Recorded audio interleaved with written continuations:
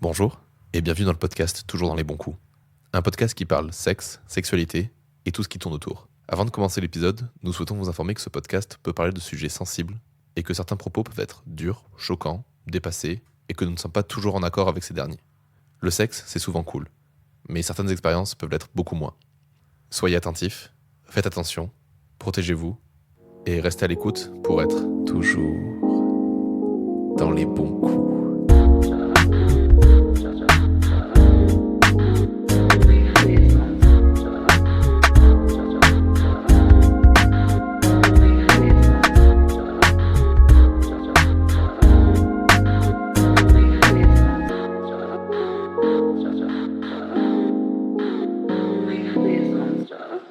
Et bonsoir Léane. Bonsoir Robin. Et bienvenue dans ce nouvel épisode de... Toujours dans les bons coups. Mais oui, aujourd'hui c'est un épisode qui me fait très plaisir parce qu'on reçoit Gaëlle. Salut. Salut Gaëlle. Ça va, Gaëlle ? Oui, ça va. Un peu stressée, mais ça va. Gaëlle, pour vous situer rapidement, pour que vous sachiez qui c'est une de mes ex. Oui. Qui est dans Divine Féminine, qui a Oui. son épisode à elle. Et c'est à l'heure où on enregistre, ça a été le dernier épisode, en tout cas concret, qui parle vraiment d'une personne qui est sortie. Et j'en suis très fier, c'est un de mes épisodes préférés. Oui, moi aussi. Oui. En toute objectivité. En plus, toi, tu l'avais lu, Oui. puis tu l'as entendu genre Oui. 6 mois ou 8 mois après. Ouais. Du coup, c'est pas ta voix qui est dedans. Non, Ok. non. Non, c'est une très chère amie à nous en commun qui lui a fait sa voix. Et j'étais très content Oui. de la mettre aussi dedans. Et c'est Tom qui fait ma voix du coup dans le podcast. Ah oui, Ouais. c'est l'épisode d'ado, c'est vrai. C'est ça, Oui. c'est l'épisode de l'adolescence. C'est l'épisode un peu gênant. Ah non, Oui, j'adore. il est trop mignon. On est tous trop mignons. En plus, c'est un épisode où à la fin je suis pas dépressif, du coup c'est bien. Ah, ça change. Bon, ma chère Gaëlle, tu sais pourquoi nous sommes là aujourd'hui. Non, j'ai vu de la lumière, je suis rentrée. T'as eu raison parce que cet appartement est très lumineux vu qu'on enregistre chez Léane cette Alors fois-ci. ici, on parle de brandade de morue, donc j'espère Ah, que... j'adore la brandade. Oui, Ouais, mais on est nous fan, aussi, on on est- adore la brandade. On est de Bègle, on adore la bande de mots. Ah oui, c'est vrai. C'est vrai que c'est C'est local. pas qu'il y a le festival de la morue à Bègle. Je sais pas. Si, c'est vrai. Oh, ça a l'air C'est vrai, super. info. Et en plus, il paraît que c'est bonne ambiance. Un petit micro-trottoir au festival de la morue. Ah ouais, putain, n'en parlons pas. J'adorerais. Donc, pour entrer dans le vif du sujet, maintenant, je sais pas trop si t'es au courant, on commence par quel est ton premier souvenir lié au sexe ? Alors, on va commencer directement parce que je ne sais pas concrètement. J'ai réfléchi à la question et c'est assez flou parce que ça a commencé assez tard en fait pour moi. Du coup, je sais pas. Genre, les tout premiers souvenirs, je dirais que c'est peut-être vers 12-13 ans, quoi. Ouais. Un truc comme ça. Où j'ai commencé à vaguement me toucher, mais pas vraiment. Pas au sens masturbatoire, on va dire. C'était plus. Tu sais, toucher certaines zones un peu érogènes, on va dire. Un peu pour. Parce que ça faisait des sensations bizarres, quoi. La curiosité et la découverte de ton corps. Bah, un petit peu, ouais, mais c'était pas. Dans ma tête, c'était pas sexuel, en fait. Avec le recul, je me rends compte que ça l'était. Ouais. Mais sur le moment, c'était pas sexuel. Et après, c'est des souvenirs directement avec quelqu'un, en fait. C'est pas des Ok. souvenirs de moi toute seule. C'est souvent le cas d'ailleurs quand on commence à se masturber. Enfin, moi, je savais que c'était pareil. Je savais que ça me faisait des sensations Mm. agréables, mais je savais pas que c'était sexuel et je l'ai saisi bien après. Parce que le mot, on l'a pas, mais tu vois, genre moi, je sais que mes premiers souvenirs comme ça, comme tu dis, genre tu te branles pas vraiment, tu fais pas vraiment ça, mais tu sens qu'il y a, tu Ouais, sens que qu'il y a ça un fait du truc bien différent, quelque quoi. chose, ouais. Ouais. Ah, puis moi, c'était même pas au niveau de. C'était vraiment sur des zones érogènes, c'était pas forcément au niveau du clitoris ou quoi, c'était vraiment sur la poitrine ou des trucs comme ça. C'était pas sur les zones où on se masturbe habituellement, on va dire. Tu faisais déjà de l'aftercare avant l'heure. Bah, en fait, ouais. C'est beau. C'est du before care. Du before care. Du before care, c'est ça. Et du coup, ton premier souvenir avec quelqu'un, est-ce que tu saurais nous raconter ce que c'est ou pas? Bah, c'était avec. Alors, ça me fait un peu bizarre d'en parler. Je sais qu'il tombera jamais sur ce podcast, mais c'était avec quelqu'un que j'avais rencontré à un repas de famille, qui n'était pas de la famille. Mais c'était un repas de famille et on était les deux seuls à avoir cet âge-là, donc 13 ans à peu près. Et sauf que c'était à 800 km de chez moi. Oh. Donc ça a été une relation un peu compliquée et c'est avec lui que j'ai eu mes premiers émois, on va dire. Avec un tout petit début de relation sexuelle où on se touchait un petit peu, on explorait tous les deux. Lui, il avait jamais fait non plus, donc c'était vraiment de l'exploration, quoi. Et ça a duré comme ça, on s'est vus de temps en temps, une fois par an, et à chaque fois on allait un petit peu plus loin comme ça. C'est mignon, je trouve. Oui, c'était mignon, ça a mal tourné, mais c'était. C'est moins mignon. Oui, tu vois de qui Ok, je parle. je vois de qui tu parles, ça y est, c'est bon, je vois. Mais est-ce que ça reste quand même un bon souvenir malgré la finalité de la relation ou pas? Cette période-là, ouais. Ok. Cette période-là, ouais, ça va. Parce que c'était la jeunesse, parce que tu sais, c'est les premiers émois, donc tu ressens plus ça après, quoi. Enfin, moi en tout cas, c'est ça, c'était très fort. C'était la découverte, c'était l'aventure, quoi. Et à force, c'est triste à dire, mais on s'habitue, quoi. Et puis quand t'es ado, les émotions sont totalement décuplées, donc C'est t'as ça. beau retrouver des débuts de relation, etc. Je trouve que c'est jamais pareil aussi. Moi, je suis toujours dans cette recherche. Comme la drogue. Ouais, Quand tu prends la drogue la première fois et que tu c'est prends ça. après, tu retrouves jamais les sensations de la première fois. Ça stimule les mêmes hormones, hein, donc de toute façon, c'est sérotonine, dopamine. Donc c'est le même délire, adrénaline. Sexamine. Non. Sexamine, oui. Elle devrait exister. Elle est derrière là, au niveau de l'hippocampe. Attends, t'es sérieux? Non. Ah. Moi, je crois tout ce que tu me dis. Vraiment. Ça y est, j'ai fait 6 podcasts sur la neuroscience. Je suis chaud. C'est ce que j'allais dire. C'est la neuroscience. C'est tu sais, elle a même une forme de pénis un peu derrière. J'adorais qu'on ait vraiment un truc en forme de pénis Ça dans le cou. serait très sexiste. Oui. Oui. Oui. En même temps, on a un papillon dans la gorge. C'est bon. On a aussi un truc qui ressemble à une chatte. C'est bon. Non, pas du tout. Ouais. Pas du tout. Quand même. Ouais. Et ton premier souvenir de fantasme réel ou fictif, Alors t'as réussi à le retrouver ou pas? Pareil, j'ai réfléchi à la question et en fait, je fantasme pas, assez bizarrement. J'ai eu des espèces de crush un peu fictifs, mais pour moi, c'est pas du fantasme parce que c'est pas de l'ordre sexuel. Ça a pas éveillé ta sexualité du coup? Pas plus que ça, non. Et t'as jamais trouvé un seul personnage qui a pu éveiller ça? Non. Mais je suis très peu support, parce que je sais que la question viendra après. Je suis très peu support pour tout ce qui est masturbation et tout ça, donc j'ai pas de... Ah ouais? Ouais, pas spécialement, quoi. Si tu fantasmes pas... Enfin, du coup, tu fais par l'imagination? Un petit peu, ouais. Un petit peu plus plus sur des situations. Ouais. C'est quand même une sorte de fantasme, du coup, je trouve. Ouais. Ouais, mais c'est pas, pour moi, c'est que c'est pas aussi fort. Parce qu'un fantasme, c'est quand même très défini. Oui. Et pour moi, là, c'est pas aussi fort que ça. C'est plus des situations un peu vagues que j'imagine dans ma tête que vraiment du fantasme sur une personne précise ou une situation précise. C'est plus un peu flou, quoi. Oui, pourtant, un fantasme, c'est vraiment catégorisé. Je fantasme sur telle pratique ou sur telle personne. Voilà. D'accord. C'est pour ça que j'ai du mal à qualifier ça de fantasme. Okay, moi, je peux comprendre. Mais ouais, du coup, ça va plus être des choses... alors, je pense que j'ai commencé assez tard à fantasmer, au final. Parce que ça a dû m'arriver... En fait, ça m'arrivait de fantasmer, mais sur des choses qui s'étaient déjà produites. Donc, de me repasser le film un peu et voilà, typiquement, les premières fois, avec cette sensation super forte, ça m'est arrivé de me repasser le film et de me dire « Ah, c'était vachement bien » et de penser à ça. Après... Ouais, non, j'ai jamais trop fantasmé sur des trucs concrets comme ça. Mais c'est plutôt sain comme rapport, je trouve, au fantasme. Justement, d'aller rechercher des trucs qui t'ont marqué, qui t'ont plu, plutôt que d'aller chercher toujours de plus, toujours de chercher dans ses propres souvenirs plutôt que chercher des nouveaux supports, des nouvelles... ouais, je suis d'accord. Du coup, t'es plus concentré sur ton corps que sur l'imagination de quelque chose.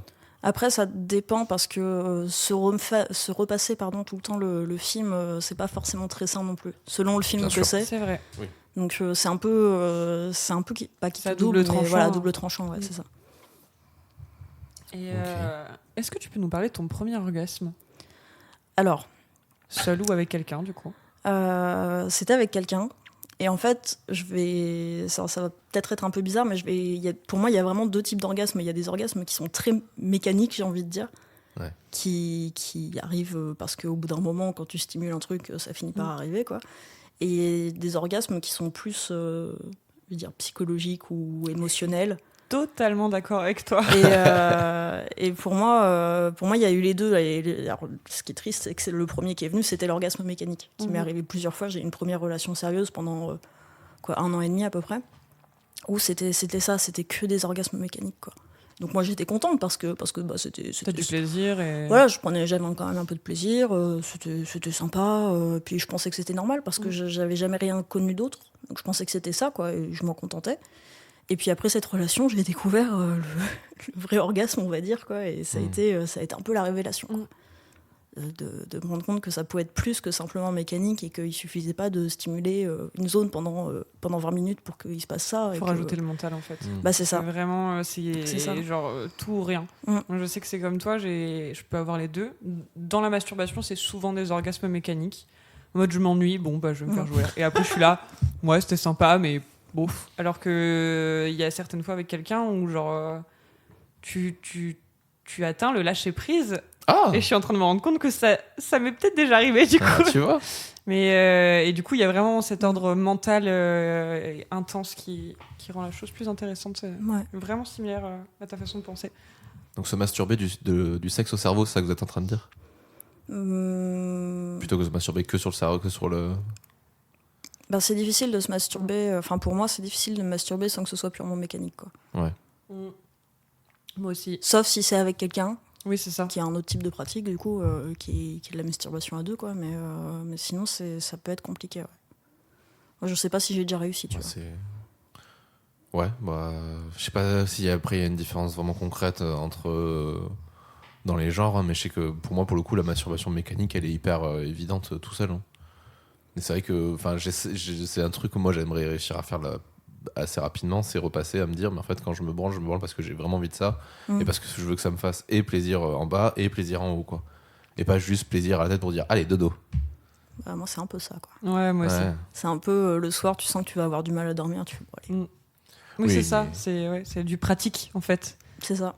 Comme les mecs qui disent qu'ils ont besoin de se vider les couilles, bah, je trouve que c'est plutôt pareil dans le corps féminin. Ah non, mais bien sûr. Puis j'ai essayé, personnellement, j'ai essayé de ritualiser un peu le truc parce que c'est des trucs qu'on peut lire ou entendre des fois, que se mettre dans une ambiance. Dans un contexte. Moi, j'ai eu du mal à commencer à me masturber. J'ai commencé assez tard, enfin, à masturber à proprement parler, on va dire. J'ai commencé assez tard et donc au début, quand j'ai voulu m'y mettre, j'ai essayé un peu de ritualiser, avec petite lumière tamisée, un peu l'ambiance, petite musique, machin. Je fais ça en pleine journée, assise au bord de mon lit, enfin pas au bord de mon lit, mais assise avec lumière, c'est vraiment, il n'y a rien de sympa. Moi, ça changeait rien du tout de faire comme ça. Donc, ça dépend, après t'as plein de contextes aussi qui peuvent se mettre en compte. Tu vois, moi, c'est vrai que des fois, genre, je me dis, t'es juste là dans le lit, dans le canapé, et puis tu te fais, oh, franchement, là, maintenant, c'est cool. T'as pas à aller te dire, vas-y, mais non, mais c'est la branlette, faut que j'aille dans le lit ou dans la douche ou le machin, tu vois, genre dans un endroit où c'est fait pour. Ouais, tu vois, mais je sais pour pas. moi, ça reste mécanique. Ouais, bah ça dépend. L'orgasme, il est moins fort. Enfin, il est pas moins fort. Il peut être plus fort quand je suis toute seule, mais je pense que c'est l'après qui, je sais pas. Il y a un truc de contact avec quelqu'un d'autre qui rend le moment plus fort. Ah oui, non, mais ça, c'est sûr. La masturbation à deux, c'est toujours mieux, je trouve. Je me demandais, pardon, je te pique parce que je voulais peut-être faire des petites transitions. Je me demandais du coup, est-ce que tu as vécu plusieurs premières fois ? Oui. Ouais. Moi, je considère, si on va par là, je considère quasiment que j'en ai 3 en fait. Bam. Ouais. Pendant longtemps, je disais que j'en avais que 2. Et par rapport à ce que je disais juste avant, je me dis qu'en fait, j'en ai eu 3. Parce que j'en ai eu une première. Alors, je fais partie de ces gens qui ont cru avoir une première fois qui n'en était pas une. Parce que j'ai fait de l'équitation pendant longtemps.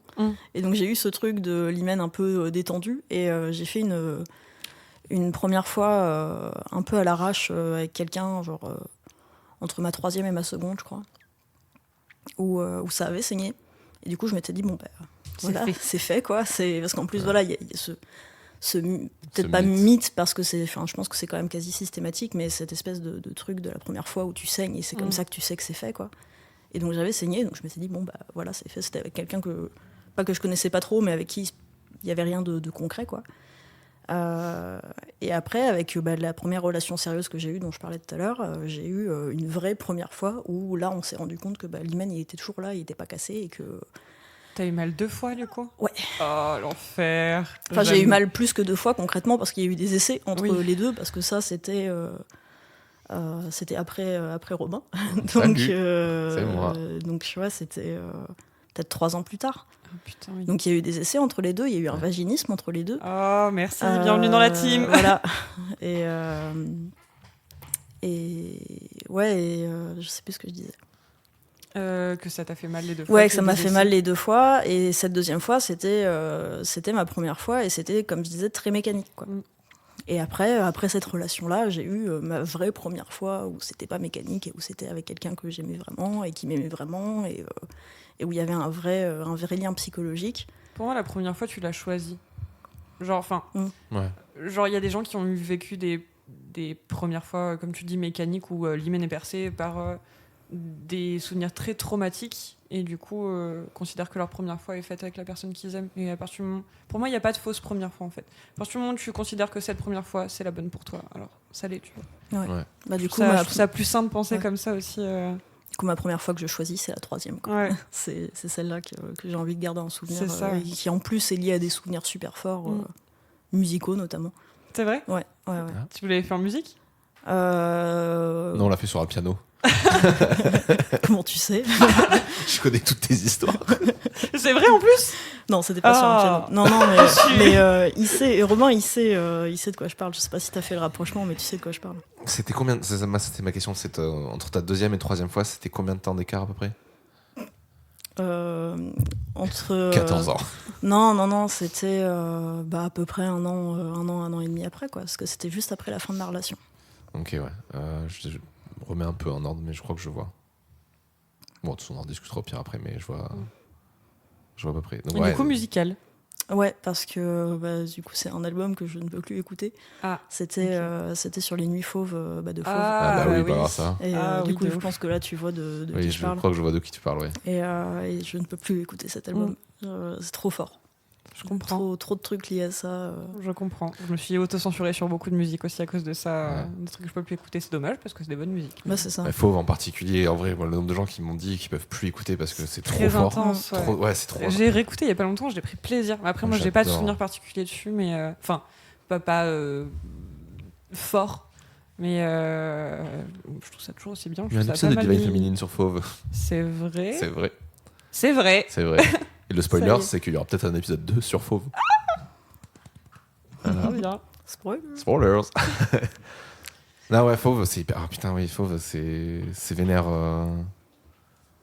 C'est quand je réécoute des fois les paroles, je me dis putain, mais des fois, c'est vrai que je comprends les critiques qui étaient faites aussi du côté, c'est un peu pour les gamins.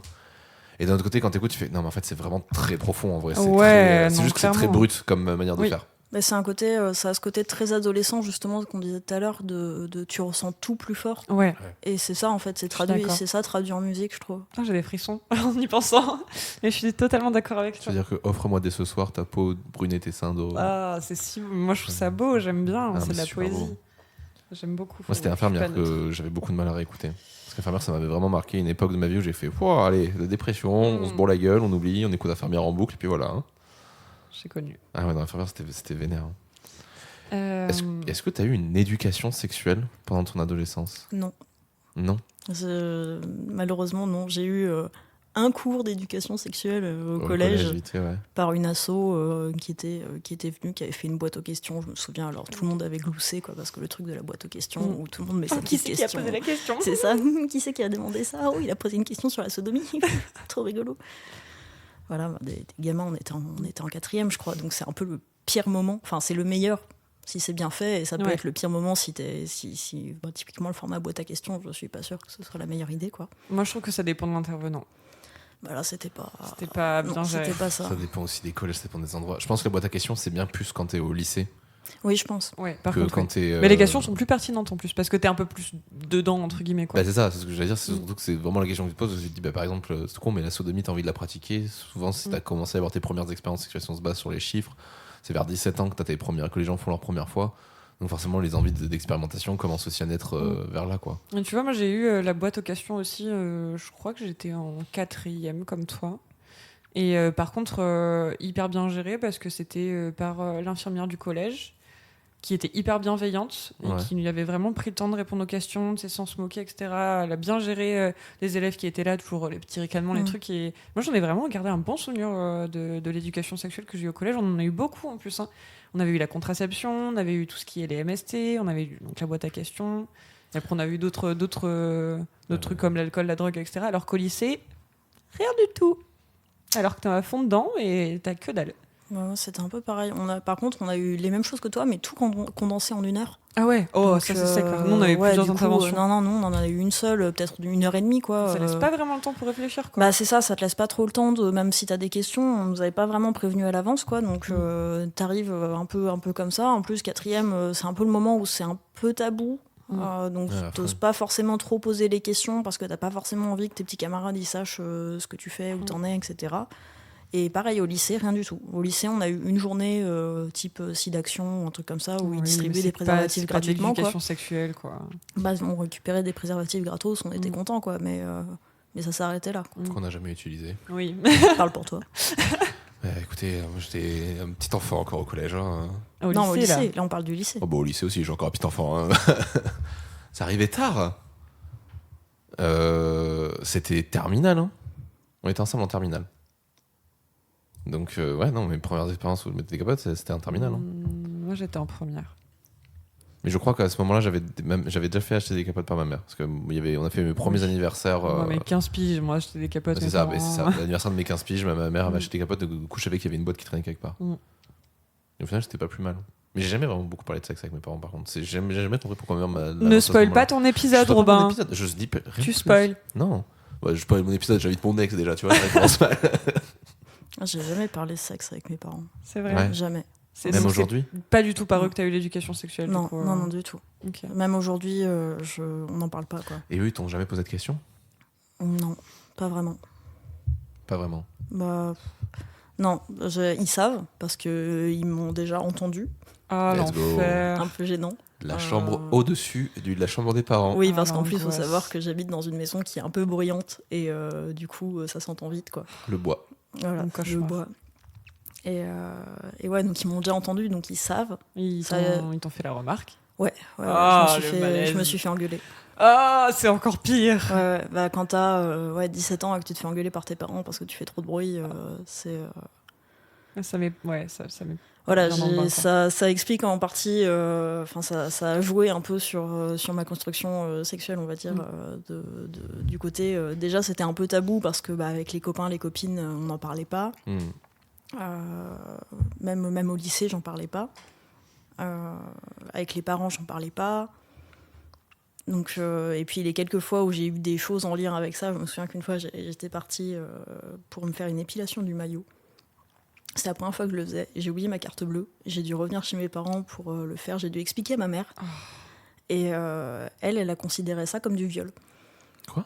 Je t'avais jamais raconté ça. Ça me dit rien, le fait que quelqu'un t'épile, c'est la même chose que tu te fasses viol. Elle m'a dit, je ressens ça comme du viol. Et j'étais, non, parce que j'étais d'accord, quoi. Donc, pour moi, c'est pas ça. Mais voilà, ça a joué sur ma construction. C'est un service. Enfin, c'est la personne, c'est son métier, tu sais. Elle est pas là pour te tripoter. Oui, c'est ça. Mais elle m'a dit ça texto comme ça. C'est dur. C'est très dur. Ah oui, c'est difficile à entendre. Après, Et c'était, j'étais en seconde ou en première, je crois. Putain, oui, t'es jeune, t'es hyper malade en plus. C'est ça. Et sachant qu'on n'avait jamais parlé de ça avec ma mère, on avait parlé un petit peu de... Pas de sexe, mais rapport aux règles et des trucs comme ça, on en avait parlé un petit peu. Et même pratico-pratique, quoi. Mais même ça, vite fait, quoi.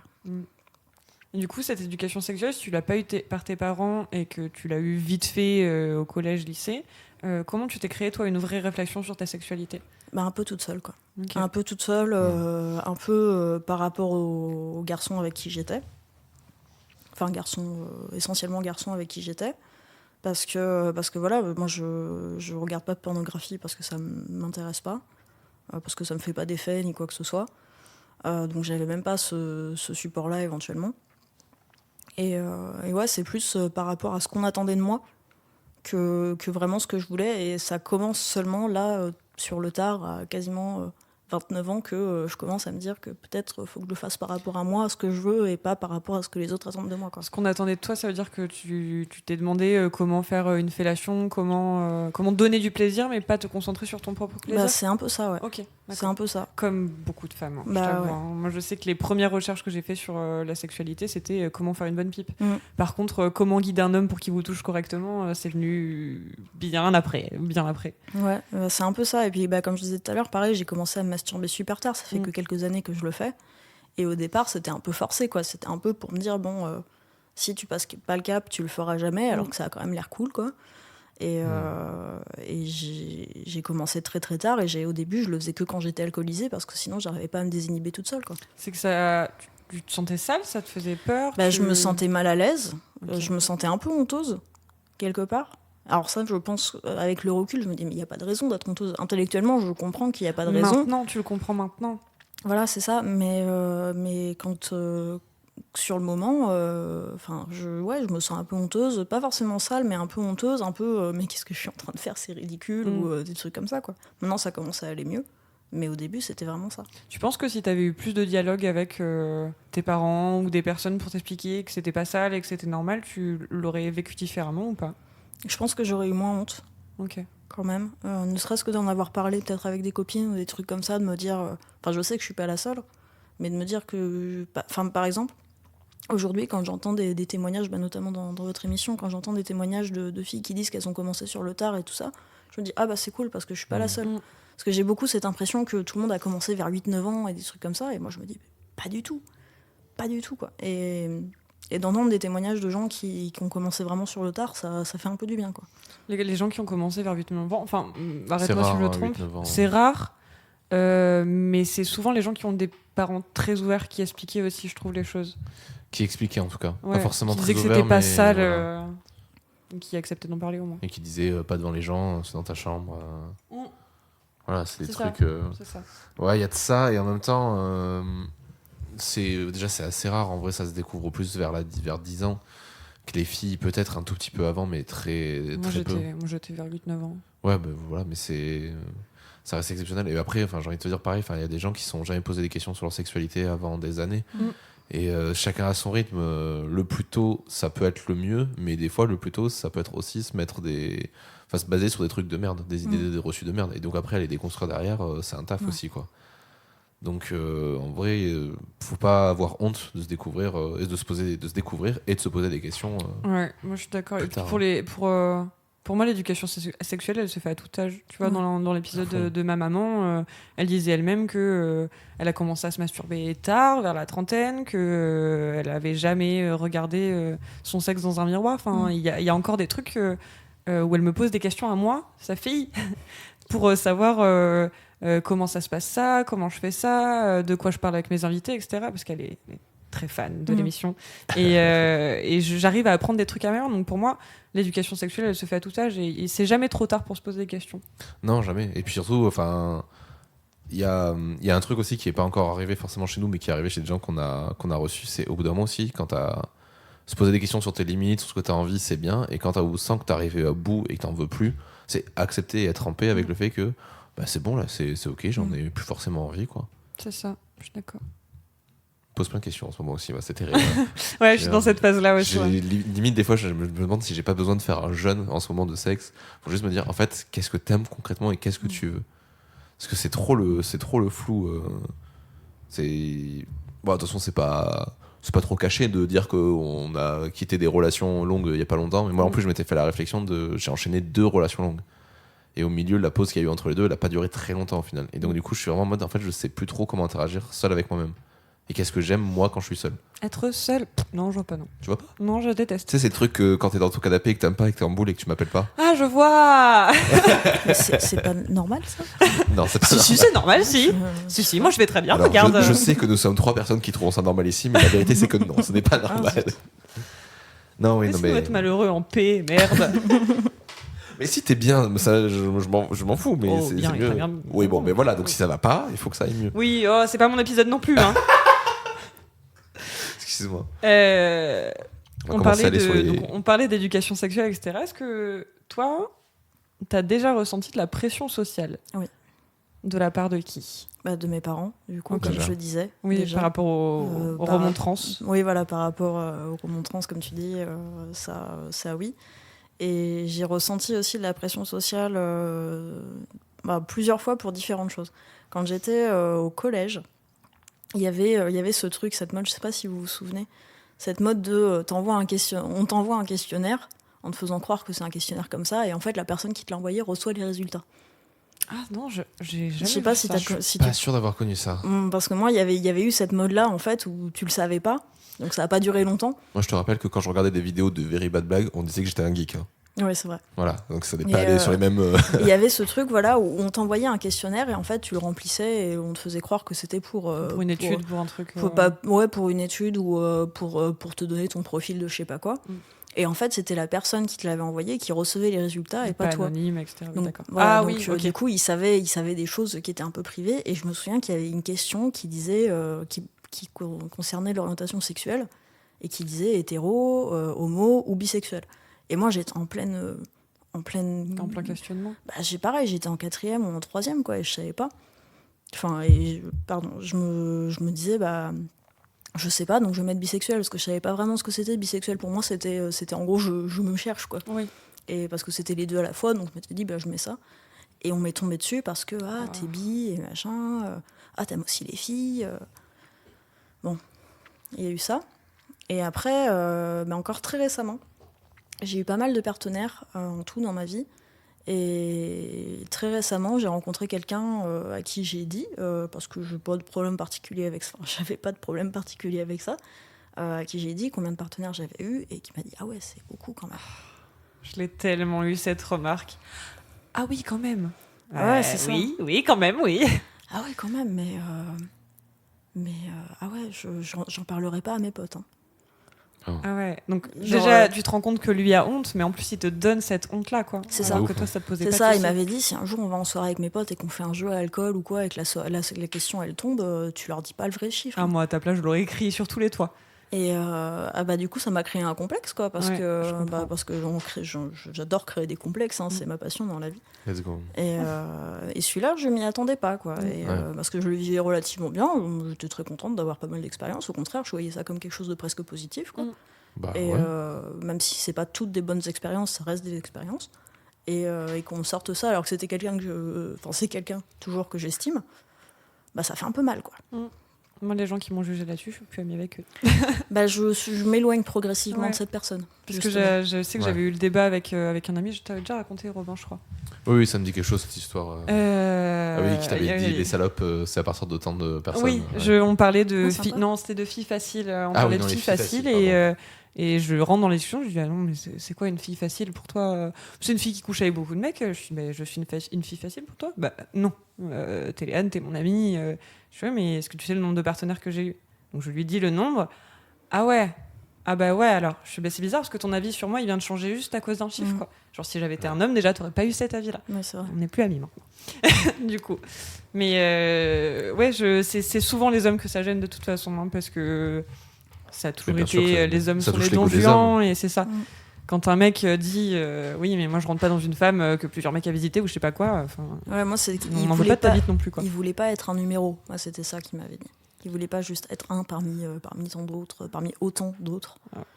C'est un sujet qui m'énerve très fort. Oui, moi ça me dégoûte un petit peu, ça m'énerve un petit peu aussi. Pris comme ça, je peux entendre ce qu'il veut dire, mais en fait, on veut dire, mais le passé de ton partenaire n'a pas influencé ta vie avec elle. Non, mais c'est tout que quand tu le savais pas, ça changeait rien à la façon dont tu la voyais, tu vois. Donc oui, là, juste savoir un nom, ça change totalement la perspective que tu as de la personne. C'était au début de votre relation ou c'était oui, parce que je suis très transparente sur ça et que j'étais très transparente sur ça, du coup ça a peut-être un peu changé parce que comme tu dis, vu que ça peut radicalement changer la vision de la personne, je vais peut-être arrêter de le dire d'entrée de jeu, mais là je l'avais dit assez rapidement, quoi. Tout au début, ça faisait quelques semaines, peut-être même pas peut-être 2 semaines qu'on se parlait et qu'on s'était rencontrés, et il était au courant et il m'a sorti ça, quoi. Donc je sais qu'à ta place je suis dans la provoque, du coup je le dis souvent direct parce que j'ai aucune honte, c'est que j'estime ne pas en avoir.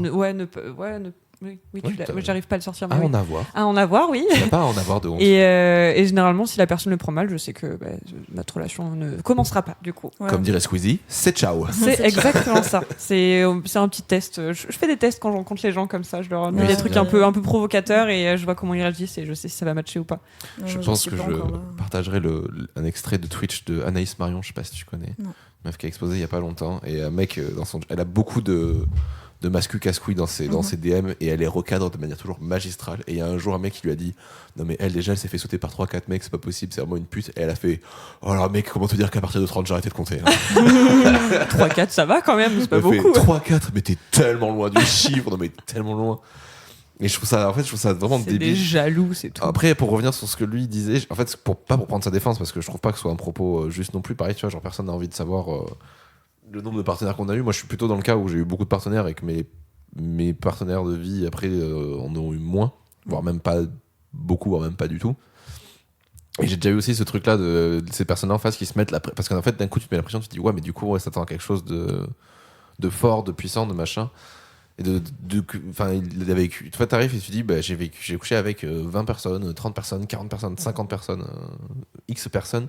Et d'un coup, en face, t'es en mode, moi j'ai couché avec 2 personnes, je suis même pas sûr de savoir bien faire l'amour. Oui. Et d'un coup, ça te met en fait dans une insécurité. Par contre, le fait de balancer l'insécurité sur l'autre, c'est ça qui est problématique. Le fait que toi tu sois mal à l'aise avec ça et en parler, te dire, ok, en fait, t'as eu beaucoup de partenaires, ça me fait un peu peur, je suis un peu touché, je suis machin. Parce que t'as plus d'expérience, etc. Ouais, c'est ça, t'as plus d'expérience, tu sais comment faire. Et puis c'est de la communication. Puis t'as un certain standard. Moi, je le vois bien aussi aujourd'hui, c'est triste à dire parce que c'est pour ça que je me dis qu'il faut que je me repose des questions, que je redescende le truc.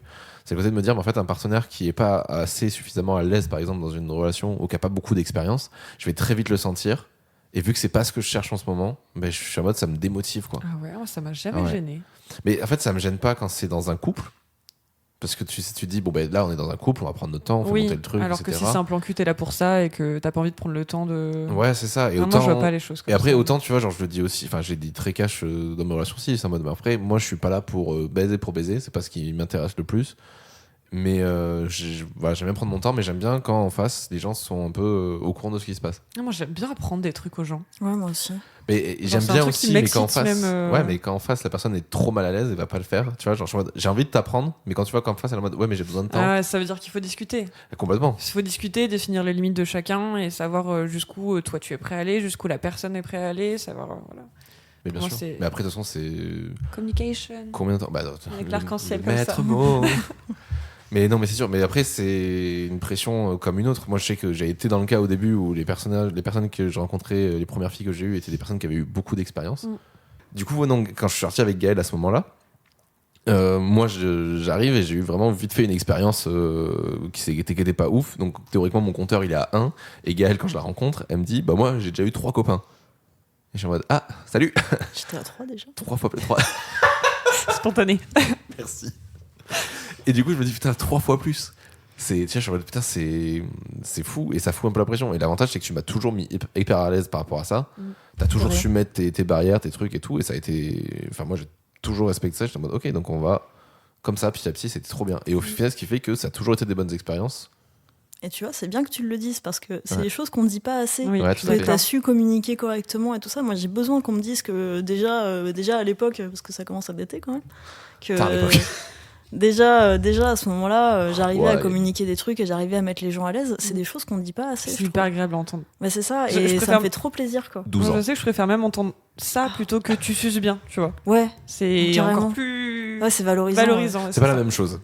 C'est tu suces bien, c'est un compliment instantané. Oui. C'est-à-dire que sur le moment tu fais, la pipe a été monstrueuse. Là t'es en mode gang. Alors que dire à quelqu'un, tu fais super bien l'amour, tu me mets super bien à l'aise. Ouais. C'est un truc dans le temps, quoi. C'est un compliment dans le temps. Tu sais que là. Pour moi, un coup d'un soir peut mettre quelqu'un hyper à l'aise. Mais bien sûr. Mais du coup, c'est pas dans le temps. Oui, mais c'est un compliment qui va te marquer dans le temps. Ah, oui, d'accord, voilà. Ok, je croyais que c'était un compliment qui mettait du temps à arriver quand tu non, justement, c'est un compliment qui, dès qu'il est là, il est là pendant. Moi, tu dis, quelqu'un te dit, t'es mon meilleur coup, je suis refait pour 1 an. Je suis en mode, je suis un bête de coup. Je suis un bon coup et j'anime un podcast.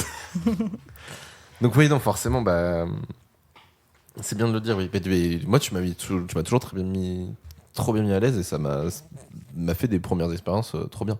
Ça me fait plaisir. Voilà. Ça me fait plaisir parce qu'en plus, c'est des choses qu'on a pu me reprocher après de pas communiquer assez ou des choses comme ça dans ma dernière relation. Et non, mais celle-là, on en parlera après. On en parlera celle-là, d'accord. Enfin, on en parle si tu veux en parler. Ah oui, mais je veux en parler.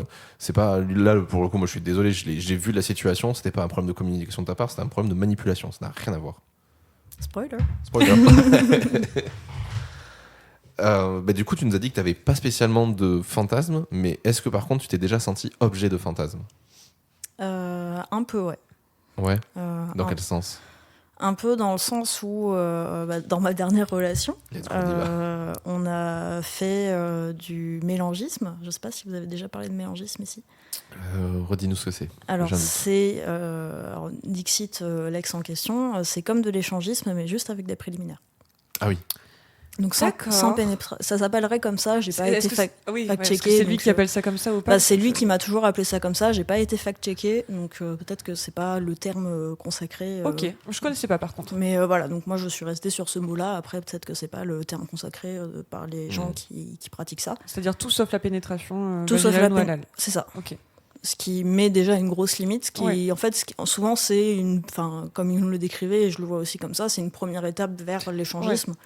Et donc on a fait ça, et à ce moment-là, ouais, je me suis sentie un peu objet de fantasme, parce que tu sais qu'il y a un autre couple qui va arriver, parce que c'est avec un couple, nous on avait fait ça avec un couple, qui va arriver et qui a des attentes et qui sont là pour ça. Et qui est là pour ça, voilà. Donc là, à ce moment-là, ouais, un petit peu.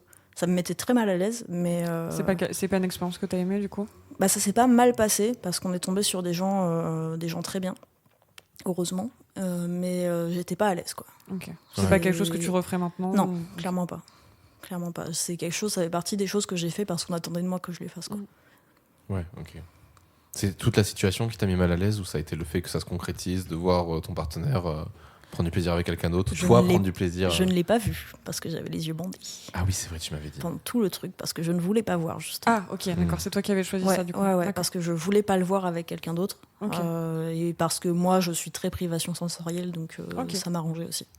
C'était pour les deux choses à la fois. Mais non, en soi, ça s'est pas mal passé. L'acte s'est très bien passé, c'était pas désagréable et tout ça, mais c'était plus le contexte. Dès que j'intellectualisais un peu la chose, ça me faisait paniquer, en fait. Moi, je suis très sujette aux crises d'angoisse, et dès que j'ai commencé à prendre conscience de ce qui était en train de se passer, j'ai complètement paniqué, j'ai fait une crise d'angoisse et on s'est arrêté sur ça, quoi. Mais ouais, sinon ça s'est pas mal passé en soi, quoi. Mécaniquement, ça s'est bien passé. Oui, voilà, c'est ça. Oui. C'est ça, mais intellectuellement, mentalement, c'était pas ça, quoi. Okay. C'est une expérience qui t'a permis de mettre des limites, peut-être, dans ta sexualité maintenant ? Ouais, clairement. Ouais. Clairement, ça, je sais que c'est... Autant le faire à plusieurs, pourquoi pas, mais le faire à plusieurs en couple, je pense que je pourrais plus, quoi. Ouais. Parce que comme dit, là, je ne l'ai pas vu. Donc l'avantage, c'est que j'ai pas de souvenirs visuels traumatiques. Traumatique, c'est peut-être un peu fort, mais j'ai pas de souvenirs visuels. Choquant. Voilà, choquant, gênant de la situation, donc ça va. Mais je sais que c'est quelque chose que je pourrais pas tolérer maintenant. Ok. Donc non, clairement, maintenant c'est une limite. Je sais que je pourrais pas le faire à plusieurs en couple, quoi. C'est une expérience que tu regrettes pas parce que du coup ça t'a permis de mettre cette limite-là, ou quand même tu te dis en fait j'avais pas besoin de le faire pour savoir que ça me plaisait pas ? En fait, alors c'est un peu... je regrette de l'avoir fait parce que je regrette la raison pour laquelle je l'ai fait. Ok. Mais en même temps, je suis contente de l'avoir fait parce que moi je fonctionne beaucoup si j'ai pas testé, je peux pas savoir. Et donc là, au moins j'ai testé, je sais que c'est pas pour moi et je sais que je le referai pas. Ouais. Donc c'est un peu les deux à la fois, quoi. En fait, c'est vraiment le fait que t'avais pas envie, en fait. J'avais pas vraiment envie. Ouais. Tu le faisais pas pour toi, surtout. Ouais, je le faisais pas pour moi, je le faisais parce que c'était quelque chose qui faisait fantasmer pour le coup mon partenaire, mais moi c'était pas pour moi, quoi. Je trouvais ça hyper stressant et je l'ai fait parce que lui, je savais que ça lui plaisait et je savais que ça l'excitait de fou, quoi. Donc voilà. Est-ce qu'il y a d'autres limites ou d'autres tabous que tu t'es mis dans ta sexualité ou pas ? Des choses que tu savais déjà que tu serais pas capable de faire, que tu n'avais pas envie de faire. Tout ce qui est de l'ordre du BDSM, un peu trashos, qui va être dans les coupures, dans les bleus, les trucs comme ça, qui je pense sont une limite pour beaucoup de gens. Ça m'intéresse pas. Okay. Après, tout ce qui est les rapports de soumission un peu attachés, les choses comme ça, pourquoi pas. Donc du soft, en fait. Oui, voilà, du soft BDSM, ça, j'ai pas fait, mais c'est pas quelque chose qui me rebute si c'est avec quelqu'un de confiance. Après, tout ce qui touche aux scatophiles et tous ces trucs-là, pareil, c'est pas pour moi. C'est la limite de beaucoup de personnes. Le triangle de l'interdit. Ah oui, c'est ça. C'est quoi le triangle ? Les enfants, l'animal, le caca, je crois. Les enfants, les animaux, ouais, et le caca. Et il y avait autre chose, mais parce que du coup, c'est plus un carré qu'un triangle. Et les morts. Oui, voilà. Il est au milieu, celui-là. Ouais, c'est le pire. C'est vraiment le pire truc. Voilà, donc tout ça, évidemment. Okay. Après, sinon, j'ai pas trop de limites parce que je suis vraiment sur cette logique de si j'ai pas testé, je peux pas savoir si j'aime pas, quoi. Donc, mais il faut que ce soit fait dans des bonnes conditions et malheureusement, malheureusement, c'est pas souvent le cas, quoi. Dans les expériences comme ça, qu'est-ce que tu as découvert, quelles limites tu as pu repousser qui t'ont fait du bien ? La sodomie. Let's go. Typiquement. Quelque chose que tu avais envie de faire pour toi, du coup ? J'étais curieuse parce que ça fait partie des premières choses de mon expérience, ça fait partie de ces premiers trucs un peu en dehors des bordures dont on entend parler. Voilà, c'est une pratique qui est à la fois très courante et à la fois qui est déjà dans le pas habituel. Oui. Et du coup, voilà, il y avait ce truc de sodomie, quoi. Et du coup, ça m'intriguait. Et j'ai eu la chance d'avoir une première fois avec ça qui a été très bien, avec beaucoup de préparation, avec quelqu'un avec qui à ce moment-là ça se passait bien. qu'il avait déjà fait sur lui-même. Okay. Parce qu'il avait eu une ex avant qui lui avait dit je le fais pas tant que tu l'auras pas fait. Ok, c'est bien lui à qui je pense. Tu penses, ouais. C'est moi. C'était pas mis une bouteille de Heineken dans le cul pour tester? Non. Je sais plus ce que tu m'avais dit. Tu m'avais dit qu'il avait pris un truc et qu'il Non, il avait fait ça avec un god. Ah, il avait fait ça avec un god. Ouais. Une Heineken, quelle idée. Mais il me semblait que tu m'avais dit il avait pris un truc, il avait fait non, c'est quelqu'un d'autre alors qui m'avait dit ça. C'est okay. bizarre. Là, il avait pris un god. Ok. Ouais, il avait fait ça avec un god et du coup j'avais beaucoup aimé la démarche. Oui, moi aussi. Et du coup c'était bien parce que voilà, c'était avec beaucoup de préparation, c'était pas forcé, c'était pas quoi que ce soit. Et toutes les autres fois où j'ai voulu tenter, ça s'est pas bien passé du tout. Merde. Okay. Du coup, c'est un peu, pour l'instant, c'est un peu soft limit, quoi. Ouais. C'est un peu de côté, c'est un peu, on verra si jamais je tombe sur quelqu'un qui est vraiment, parce que je suis tombée sur beaucoup de gars où la logique c'était, j'ai envie d'essayer, mais par contre, j'y mets pas les doigts, quoi. Tu vois, c'était un peu ça. Oui, tu prépares pas, enfin, tu peux pas rentrer à sec comme ça. C'est ça. Alors déjà, voici du lubrifiant, déjà. Et non, la bave, ça lubrifie. Oui, non. Oui. Non, ça lubrifie pas. Ça suffit, la bave. Et donc là maintenant c'est un peu passé, c'est un peu passé en soft limit ce truc-là, parce que ça s'est pas bien passé la dernière fois que j'ai quelque essayé. chose que tu mets de côté, que tu réessayeras quand tu seras vraiment prête, prête, voilà, c'est ça. Okay. C'est ça. Et avec la bonne personne. Voilà. Alors pour les garçons, un petit trick sympa pour vous entraîner. Quand vous faites un cunilingus, un doigt dedans qui vient caresser le point G.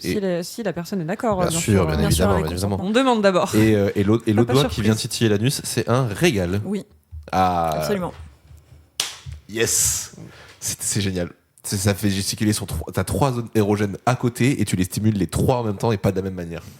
C'est génial. Quand tu dis ça, je te vois avec plein de doigts partout. Le joueur de harpe. Je suis un archer. J'adore l'idée. J'adore. C'est un régal. Depuis j'ai lu ce trick sur le fameux thread sur comment bien faire un bon cuni de je sais plus qui, qu'il faut que je retrouve. Et elle a parlé de ça. Et vraiment, je suis en mode oui, j'ai testé et approuvé. C'est incroyable. C'est beau. C'est génial, j'adore. Je suis fière de toi. Oui. Qu'est-ce que c'est pour toi un bon coup, du coup? Quelqu'un qui est à l'écoute. Ok. Quelqu'un qui est à l'écoute, qui sait mettre à l'aise, justement. Qui va pas forcer, ça paraît évident, hein, je veux dire des pas pour tout évidences, le monde. mais voilà, moi j'ai mis du temps à m'en rendre compte justement que un bon coup c'est quelqu'un qui te demande ton avis, qui prend le temps, qui est à l'écoute, voilà, pour moi il n'y a pas plus que ça, quoi. Il n'y a pas besoin de forcément plus que ça. Après l'acte en lui-même peut être un peu bof. Mais si elle l'écoute et si c'est un peu bof, tu te mets à rigoler, c'est bon, quoi. C'est gagné. C'est ça. Si quand tu n'y arrives pas, tu t'arrêtes et tu dis juste bon, laisse tomber, ça sert à rien.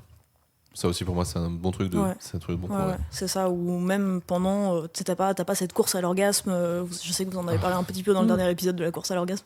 Il y a pas ce truc de faut absolument aller au bout, faut absolument qu'il y en ait un. C'est pas la ligne d'arrivée de la quoi. course, quoi. C'est ça. Et des fois tu t'arrêtes juste avant, tu fais bon c'était bien, mais on en a voilà, assez. on s'arrête là, et puis peut-être qu'on reprendra dans 10 minutes, peut-être dans 1 heure, peut-être demain, ou peut-être pas du tout. Ça, pour moi, ça arrive quand t'as passé la vingtaine. Ouais. Parce que avant, moi, je sais que je me suis rendu compte de ça il y a 1 an, 2 ans, que j'avais pas forcément besoin de jouir pour que ce soit un bon rapport. Mais quand t'es jeune, tu baisses, tu jouis. C'est pas le cas pour tout le monde, mais moi, je sais que j'étais comme ça. C'était très... Ouais, il fallait y arriver, quoi. Sinon, c'était pas un bon truc. Et en fait, c'est de la course à l'orgasme. Mais en fait, au moins que maintenant que c'est avec la maturité, en fait, que c'est pas obligatoire. Au moins que le mec jouisse, parce que souvent c'est ça. Oui. C'est souvent faut que le mec jouisse et ça s'arrête quand le gars a joué, quoi. C'est bien dommage. Oui. Faut lancer derrière. En même temps, il faut s'asseoir sur nos visages. On l'a toujours dit ça, putain, bordel de merde. Avec ça. Quelle horreur. Sit on my face. Ah, tu me rejoins pas sur le sit on my face? Non. Ah, mais... à cause de ma dernière relation, justement, parce que c'était une attente et non. Ça me ferait pas du tout kiffer non plus. Le défaut entre une attente et un forçage. Oui. Moi, j'attends toujours que ce soit sur mon visage, mais je forcerai jamais personne à s'asseoir sur mon visage. C'est une proposition, c'est pas pareil. Sit on my face, bordel de merde. Mais si tu dis please, ça va. Oui, je dis please. S'il te plaît. Mec, putain, faut que je vous montre. Il y a un gars, il fait une parodie de JT américain, et à chaque fois, il fait Breaking News. Il balance une phrase, et puis après, il fait More at 10. Et genre, il y en a une où il a fait Breaking News. Would you please sit on my face? More at 10. Donc voilà, c'est important. Et est-ce que tu penses que ton rapport au sexe entre hier et aujourd'hui, donc entre ton passé et ton présent, il a changé? Bah, malheureusement, je me rends compte que pas tant que ça. Et ça me rend triste. Parce que, en fait, j'ai toujours été dans ce truc de le faire pour les autres et pas le faire pour moi. Et j'ai l'impression d'avoir évolué sur ça. Mais au fond, pas tant que ça. C'est un peu plus que j'ai mis des couches par-dessus, du coup, je m'en rends moins compte. Mais là, ma dernière relation m'a vraiment mis ça un peu en face de la gueule et grosse tarte dans la gueule aussi, quoi, au passage. Que non, je fais ça pour les autres, je fais pas ça pour moi, quoi. Et ça a plus ou moins... ça a peut-être même empiré avec le temps, pour le coup. Donc non, ça n'a pas évolué tant que ça, malheureusement. Empiré à cause de ta dernière relation ou à cause de multiples relations qui ont enfoncé le clou. Foireuse. Ouais. Alors, il y a eu des relations bien entre-temps, parce que quand j'en parle, on a un peu l'impression que j'ai eu que des relations de merde, mais malheureusement, c'est les mauvais souvenirs qui restent le plus. Ouais, c'est ça, et puis souvent, c'était les relations les plus longues, en fait, qui étaient merdiques, donc... Mais c'est que les relations compliquées, en général, je trouve, c'est difficile d'en sortir. Ouais. Surtout quand t'es piégé un peu, quand t'as ce problème de manipulation et tout. Tu te rends pas compte que t'as besoin d'en sortir et t'as envie de rester parce que tu dis non mais c'est sauvable. Bah t'arrives à des telles extrémités qu'à un moment t'as plus le choix, quoi. À un moment c'est une question de survie, quoi. C'est c'est ça, t'as plus le choix. Moi je sais que ça m'a failli m'arriver une fois et que je pense que je suis parti au bon moment et que avec la meuf après on a discuté et tout ça et que c'était plus possible. On serait resté pour des mauvaises raisons. Et là on aurait fait empirer le truc. Déjà ça avait été compliqué la fin de relation. Mais alors là, c'est ça, c'est en fait les bonnes relations, il vaut mieux, c'est souvent celle qu'on a, c'est quand t'es parti au bon moment. Je suis pas tout à fait d'accord. Ouais. Je suis pas tout à fait d'accord parce que tu vois, dans ma dernière relation, je suis partie au bon moment. Il n'y avait pas de meilleur moment que le moment où je suis partie. Tu vois. Alors attention, c'est plus comment ça s'appelle en philosophie. C'est que quand t'as une bonne relation, en fait, c'est protégé parce que t'es parti au bon moment, mais c'est pas parce que t'es parti au bon moment que c'était une bonne relation. L'inverse n'est pas vrai. C'est ça. Là, je suis d'accord. Une contrepétrie? Pas du tout. Ah. Contrepétrie, c'est genre. Non, c'est un syllogisme, non? C'est un syllogisme, voilà, c'est ça. J'ai fait des études. Tout le temps, je cherche ce putain de mot et à chaque fois, je l'oublie. Non, la contrepétrie, c'est quand tu peux inverser des lettres dans une phrase. Tu inverses des lettres dans une phrase et ça fait un autre truc. Pas du tout. J'ai pas d'exemple de quoi. Je cherche aussi. J'en ai pas. Genre, le Japon, c'est les Nippons. Et ben, tu peux inverser en mode les Nippons, c'est le Japon, parce que le N et le J, enfin le Ni et le Ja, tu peux les inverser. Ça, c'est une contrepétrie. C'est pas une contrepétrie de ouf, mais. Une contrepétrie. Il est trop dur à dire ce mot. Allez, on avance. Aujourd'hui, c'est quoi tes attentes pour ta sexualité? Je dirais une sexualité plus saine. Alors là, la question suivante, c'est quoi une sexualité saine, je suppose? Bah oui.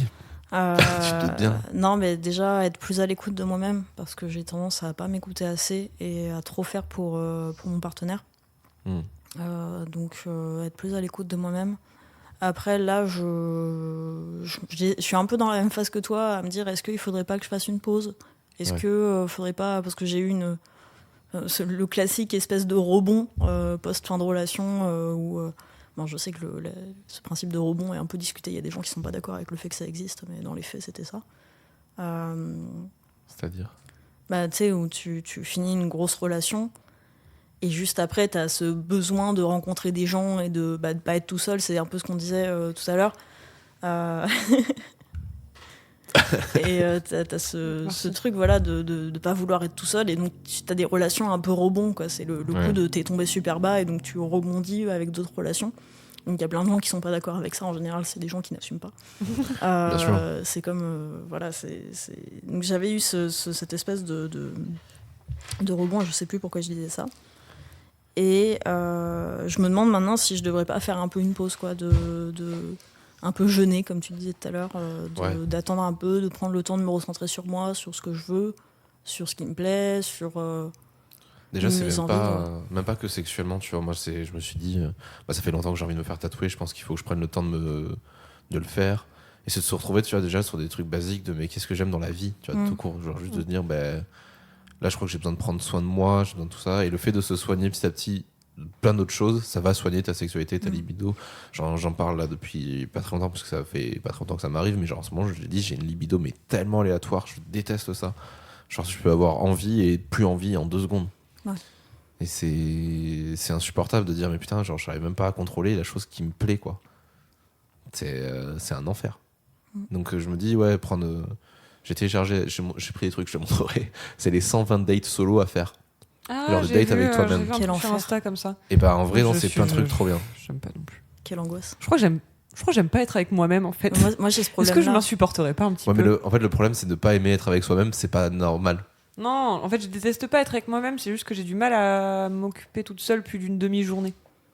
J'ai besoin de voir des gens, j'ai besoin d'avoir des contacts sociaux. Voir des gens, ça peut être une possibilité, mais tu vois, genre c'est tout bête dans les trucs qu'ils mettaient, c'est par exemple aller à un concert, faire un truc de poterie, aller dans un musée, visiter un planétarium, aller dans une librairie et prendre un livre, tu vois, genre. Ouais. Moi je suis agoraphobe et anxieuse, alors. Let's go. Mais tu vas dans les patelins où il y a personne. Il y aura pas de librairie du coup. Il y a des boîtes à livres. Il y a des boîtes à livres, tout à fait. Ouais. Ça peut être un exercice. Mais en fait, ça veut dire sortir de chez moi. Mais tu vois, c'est tout bête, mais moi c'est aussi le truc. Je pense que je vais commencer à faire des week-ends où je coupe les réseaux aussi. Pour arrêter de genre. T'es vraiment un mec de 30 ans pour dire ça. Mais non, mais je sais. C'est même pas un truc de mec de 30 ans, c'est plus. Presque. Il a un mois de moins que moi, donc il a pas 30 ans. Okay. Surtout qu'on fait pas nos 30 ans cette année, nous, pour non, le coup. Plus. Non, mais c'est plus le côté. Tu vois, en fait, c'est tout court, mais c'est le fait de me dire, mais en fait, dès que t'as. Tu vois, genre par exemple, on en parlait il y a pas longtemps, genre j'ai ajouté mon ex sur Biril. Et j'ai une pote qui m'a pété un scandale le lendemain, le jour où elle l'a vu, en mode en fait, toi t'ajoutes ton ex sur Biril, t'adores te faire du mal, quoi. Et c'est à toi de choisir si ça te fait du mal ou pas. Oui, alors tout ça on en a discuté, etc. Mais c'est surtout le truc qu'elle a dit, c'est mais imagine, elle met une photo de son date sur un Biril. C'est peu probable si tu sais que t'as ton ex quand même. Alors déjà, je pense que c'est peu probable. Enfin, mais il y avait 1000 raisons. Mais en fait, elle dit un truc qui est pas faux en sous-texte de tout ça, même si je pense pas qu'elle a conscientisé parce qu'elle adore me traiter de teubé. C'est le côté de se dire, en fait, tu passes ton temps à chercher des nouvelles de cette personne par les réseaux. Et c'est pas bien du tout. Et c'est pas sain du tout. Ouais. Parce que en fait, c'est elle, par exemple, ce qu'elle me disait, c'est dès que vous êtes en soirée, vous trouvez toujours un moment pour vous retrouver tous les deux et vous racontez votre semaine. Et c'est pas du tout sain. Et je pense pas que ce soit pas du tout sain, mais je pense qu'effectivement, il est important de faire des pauses là-dessus. Et je pense que ça passe aussi par les réseaux. Quand tu passes ton temps sur les réseaux à guetter des nouvelles des autres, à te demander dès qu'il y a une story qui pop, mais en fait, qu'est-ce qu'elle fait, etc., machin, c'est pas sain du tout. Je trouve pas ça bien. Et je pense que supprimer cette personne des réseaux ne suffit pas. Parce qu'en plus, pour le coup, avec mon ex, on a beaucoup d'amis en commun. Dès que je vais la voir dans une story avec mes potes, je vais me poser les mêmes questions. Donc en fait, pour moi, couper les réseaux tout un week-end ou toute une semaine, je pense que c'est la meilleure chose à faire. C'est de se dire, en fait, là, pour l'instant, vide-toi ça et arrête de te dire, putain, mais peut-être que. Arrête d'aller te perdre dans, tu vois, genre des TikTok, des Instagram, des machins, où en fait, tu ne fais concrètement rien. Tu fais juste que occuper ton cerveau parce que t'es dans la fuite du vrai problème. C'est exactement ce que j'ai expliqué cette semaine. Je sais plus si c'était à Alison ou Quentin, mais je crois que c'était à Quentin. Tes colocs, du coup. Oui, où je disais, mais il me dit, mais pourquoi tu passes autant de temps sur Instagram? Et en fait, juste, je pose mon cerveau. Parce que ça me permet de réfléchir à rien. Et quand je suis toute seule, si je prends pas mon téléphone, ça veut dire que je réfléchis. Et j'ai pas envie de réfléchir. Ouais. Ça me rend malheureuse, donc je préfère poser mon cerveau. Mais tu vois que par exemple, en fait, c'est ça le vrai souci, c'est de se dire, mais en fait, pourquoi le téléphone pose ton cerveau? En fait, ton téléphone ne pose pas du tout ton cerveau, il fatigue ton cerveau. Ouais, mais enfin, moi, mon attention, elle est happée sur quelque chose, en fait, qui m'intéresse même pas forcément d'ailleurs, parce que tu vois toujours les mêmes vidéos, les mêmes musiques, les mêmes trucs. Tu scrolles à l'infini et à la fin, tu te rends compte de. Je me souviens même pas de ce que tu as vu au début.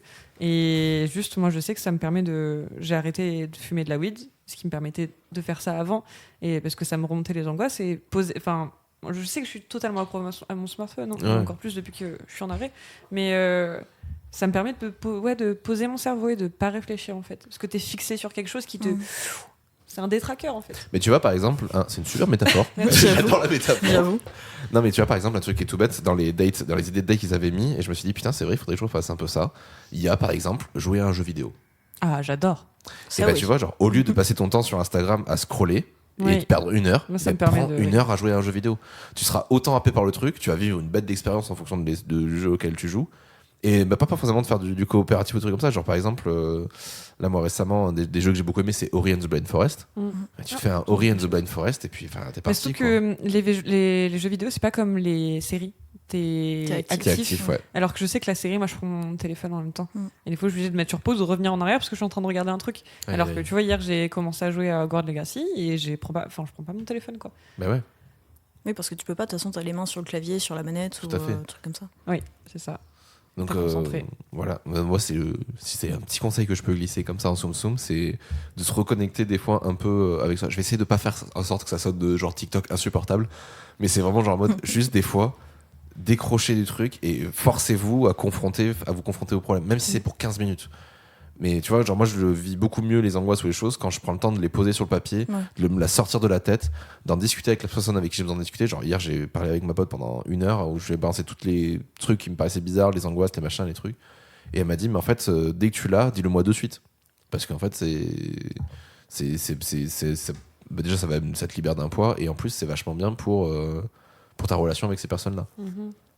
Dire, puis, les coucher sur le papier, j'allais le dire avant que tu le dises, j'y pensais justement, ça aide aussi parce que ça concrétise tout ce qui tourne dans la tête. Moi, je suis beaucoup passée par ça, notamment quand j'étais ado, j'écrivais beaucoup parce que ça couche sur le papier et ça rend physique tout ce qui te tourne dans la tête, quoi. Et si tu veux le détruire, tu le détruis. Si tu veux le garder, tu le gardes. Oui, voilà, c'est ça. Si t'as envie après de le rouler en boule, de le brûler ou de le donner à manger à ton chien, faites pas ça. C'est dangereux pour les chiens. Oui, c'est dangereux pour les chiens, ils ont rien demandé. Mais voilà, t'en fais ce que tu veux, quoi. Et ça rend matériel quelque chose qui est très immatériel et une souffrance qui est très immatérielle. Et c'est vraiment... Moi, je conseillerais ça aux gens. Écrivez des trucs. Ça t'aide à y voir clair. Et le truc aussi, que là où tu vois, en ce moment, je me dis j'ai besoin de ça, c'est le fait de se dire on intériorise. En fait, on est dans une génération un peu bâtarde où je trouve qu'on intériorise beaucoup, qu'on extériorise beaucoup. Mais des fois, je me dis j'ai l'impression qu'on n'extériorise pas des fois les bonnes choses. Et je me dis, c'est un truc avec lequel j'aimerais beaucoup me reconnecter. Là, je sais que depuis très longtemps, genre, j'ai des moments de tristesse intenses.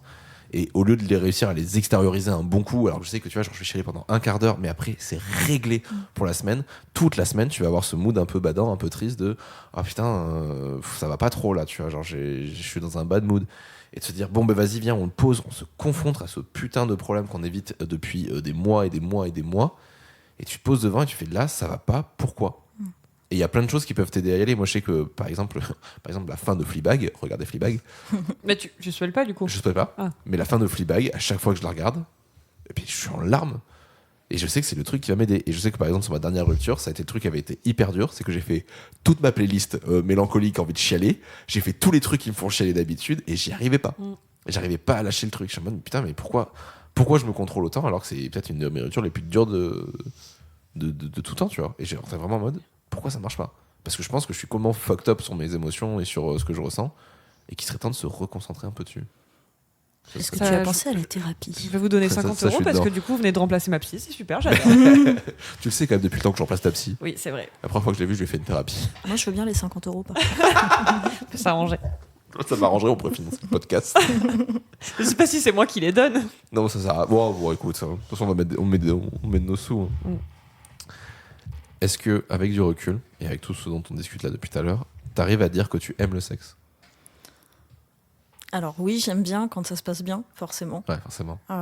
Mais là, maintenant, à l'heure actuelle, c'est compliqué, quoi. Tu sais, si tu prends les statuts de relations sur Facebook, c'est compliqué, quoi. Tu parles encore en Facebook, putain. Ouais, c'est ça, je suis vieille. T'as l'époque. Mais voilà, mais c'est un peu ça, tu vois. C'est relations conflictuelles, quoi. J'aime bien ça, mais ça... c'est comme ce que je disais pour la sodomie tout à l'heure, quoi. C'est que je sais que j'aime ça, mais il faut que ce soit bien fait, quoi. Et là, mes dernières expériences n'ont pas été probantes à ce niveau-là. Donc, et puis, on parle d'1 an de dernières expériences, quoi. Donc, c'est compliqué c'est compliqué pour moi de dire oui, un grand oui, j'aime le sexe, alors qu'il y a tout ça qui est derrière. Ça peut être un oui, mais... Bah, c'est un oui, mais pas trop en ce moment, quoi. Ouais. C'est un peu ça. Mais du coup, ça va être un peu particulier avec la question qu'on a posée derrière, c'est comment en fait tu gères le fait que ton partenaire ait pas une envie que tu partages, et en fait c'est un peu un travail. Une envie que tu partages pas. Une envie que tu partages pas. Comment toi tu voudrais le faire aujourd'hui maintenant, du coup, comment tu voudrais le traduire, le travailler ? J'aimerais être capable de dire non, ou de dire oui mais si, ou enfin genre oui mais à condition que, ou d'être plus capable de poser des limites, parce que j'arrive à moi me dire ça, comme je dis tout à l'heure, telle chose c'est une limite, telle chose c'est une limite, ça non, mais ou alors faut que ce soit fait dans telles conditions, dans telles circonstances, etc. Ça je suis capable de le dire moi toute seule dans mon coin, mais j'arrive pas encore à le faire en relation avec quelqu'un. Je vais toujours faire passer les désirs de l'autre avant les miens, en fait.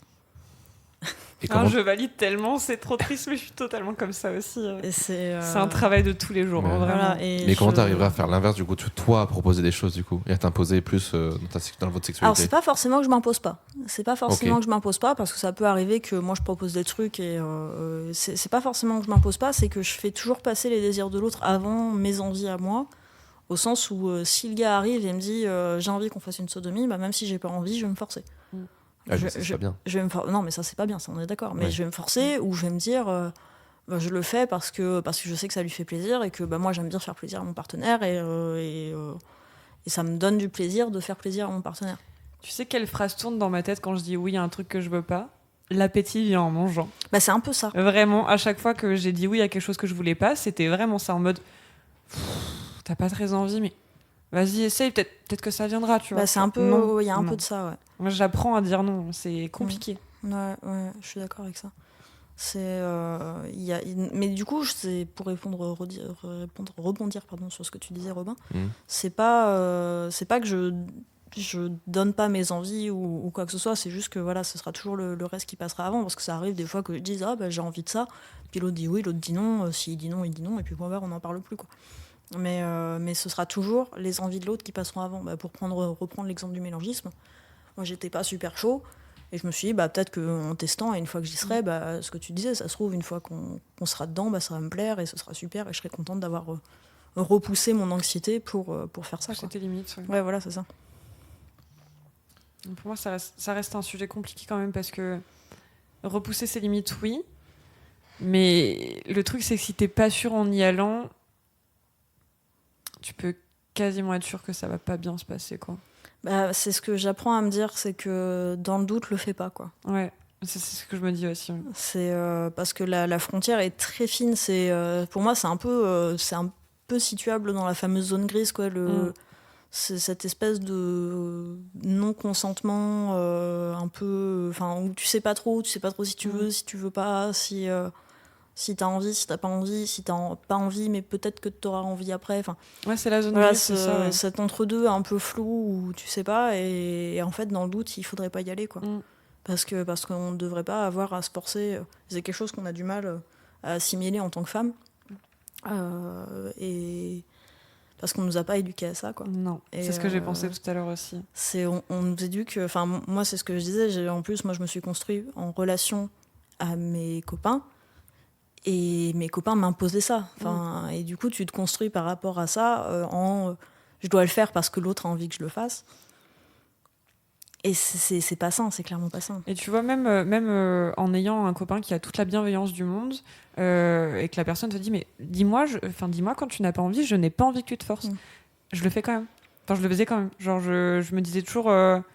et souvent, il voyait ma tête après, mais t'avais envie? J'étais pas vraiment au début. Mais pourquoi tu me le dis? Du coup, il me fâchait. Enfin, il me fâchait... il me disait que je devais pas faire ça, que lui, il voulait pas le faire si moi, j'étais pas d'accord.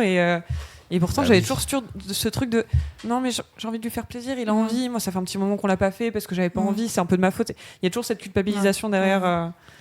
Ça, la culpabilité, c'est dramatique. Après, je pense qu'il faut aussi se dire un truc, et c'est peut-être un autre. En fait, c'est juste un niveau à rajouter. On parle souvent de t'as envie, t'as pas envie. Et on parle rarement du milieu où t'es juste en mode j'ai envie de faire plaisir, mais moi j'ai pas envie de le faire. Tu te fous de notre gueule, tu n'écoutes pas depuis tout à l'heure. Mais si, mais c'est ce que. On parle de la zone grise justement, de l'entre-deux. Pour moi, mais il faut la démocratiser, c'est ce que je veux dire. Tu vois. Oui. Tu vois, genre c'est un mode voilà, c'est. T'as écouté, Robin? Non, mais si, j'écoute. Je fais le podcast, j'écoute. Mais c'est tu vois, en vrai, je me dis qu'il faut la démocratiser plus. Je sais qu'on est beaucoup dans un combat actuellement de lutte il faut dire non. Mais il faut aussi se dire qu'il y a des gens qui aiment bien faire des choses sans attendre rien en retour. Par exemple, tu vois, moi j'avais rencontré, on connaissait des gens, je crois que c'est avec toi que je connaissais, qui disaient mais moi j'aime juste faire des pipes à mon mec quand il est en train de geeker. Et qui attendent rien de plus. Oui. Triple check. Et et tu te dis mais ouais, mais c'est un truc de fou. Moi c'est un truc que j'aurais adoré faire par exemple à des partenaires. Me dire juste, là, je te donne juste un cuni et on y va. Mais c'est juste que j'ai jamais eu quelqu'un qui se sentait assez à l'aise de juste vivre ça. Oui, parce que c'est le genre de trucs qui doivent être vraiment discutés en amont et où il faut être d'accord avec l'autre que c'est ok et que... Ouais, ça peut... Moi, souvent, ça s'est fait sur le moment. Je te cache pas. Mais justement, pour que ça se fasse sur le moment, malheureusement, il faut que ça ait été... Parce que moi, ça m'est déjà arrivé qu'on me fasse des trucs sur le moment, et sauf que j'étais pas d'accord. Ah oui, non mais ça c'est une question de consentement. Oui, mais c'est pour ça que je dis ok pour les trucs sur le moment, mais il faut en parler avant, il faut que ce soit clair. La spontanéité, oui, mais il faut quand même en discuter. Mais il faut quand même en avoir discuté, parce qu'il y a des trucs, ça, c'est pas parce que tu peux aimer te faire prendre par surprise, mais pas à n'importe quel moment non plus. Ah, c'est ça, c'est ça. Genre j'ai invité mes parents ce week-end, évite. Ouais, voilà, par exemple. Non, mais par exemple, moi, le truc qui m'était arrivé, pour donner un exemple concret, c'est une fois, je faisais une sieste, je dormais un peu, et mon copain m'a réveillée avec un cuni. Sauf qu'on n'en avait jamais parlé avant. On n'avait jamais parlé de ça avant, de si j'étais OK pour être réveillée par un truc comme ça ou pas, et ça a été un peu un petit trauma, quoi. Alors, un petit trauma, mais quand même un petit peu, quoi. Et pendant longtemps, j'ai pas dormi sereinement avec ce gars-là, parce que je savais que ça pouvait arriver. Tu lui as pas dit après que c'est pas quelque chose que tu avais aimé ou que tu voulais refaire? Non. Donc, toujours dans le même problème, du coup. Mais après, c'est une relation qui date un petit peu, et je pense qu'aujourd'hui, je le ferai. Mais donc, tu vois, tu dis que t'as pas évolué dans ta sexualité, mais... Bah, après, c'est facile de dire que je le ferai. Hein. T'arrives à le penser déjà, c'est bien. Oui, c'est sûr. Ça veut dire que même si t'arrives pas encore à le mettre en pratique, t'as quand même eu tout ton cheminement de pensée qui fait que tu sais quand même ce que tu veux, même si c'est compliqué de l'appliquer. Je trouve ça très admirable de ta part. Merci. C'est dur à faire. C'est pas évident. Hein. Alors, en plus, on est des gens qui adorent se culpabiliser ici. Hein. Autour de la table, on va pas en parler. Mais en vrai, oui, je trouve que Léane, elle soulève un point intéressant. C'est qu'en fait, tu dis que t'as pas évolué, mais t'as évolué sur beaucoup de choses. Tu t'es posé beaucoup de questions, t'as avancé. Beaucoup trop. Ouais, bon, après, beaucoup trop. Oui, bon, bah, ça, voilà. On a déjà répondu à cette question avant. Mais c'est plus sur le côté de se dire, mais déjà, on avance à notre rythme et t'as des choses que tu concrétises petit à petit. Il y a beaucoup de choses que j'ai concrétisées très tard, où tu prends beaucoup de temps, tu te reprends le temps d'y penser. Je pense que le jour, en fait, le jour merveilleux qu'on attend tous, c'est le jour où on se posera plus de questions.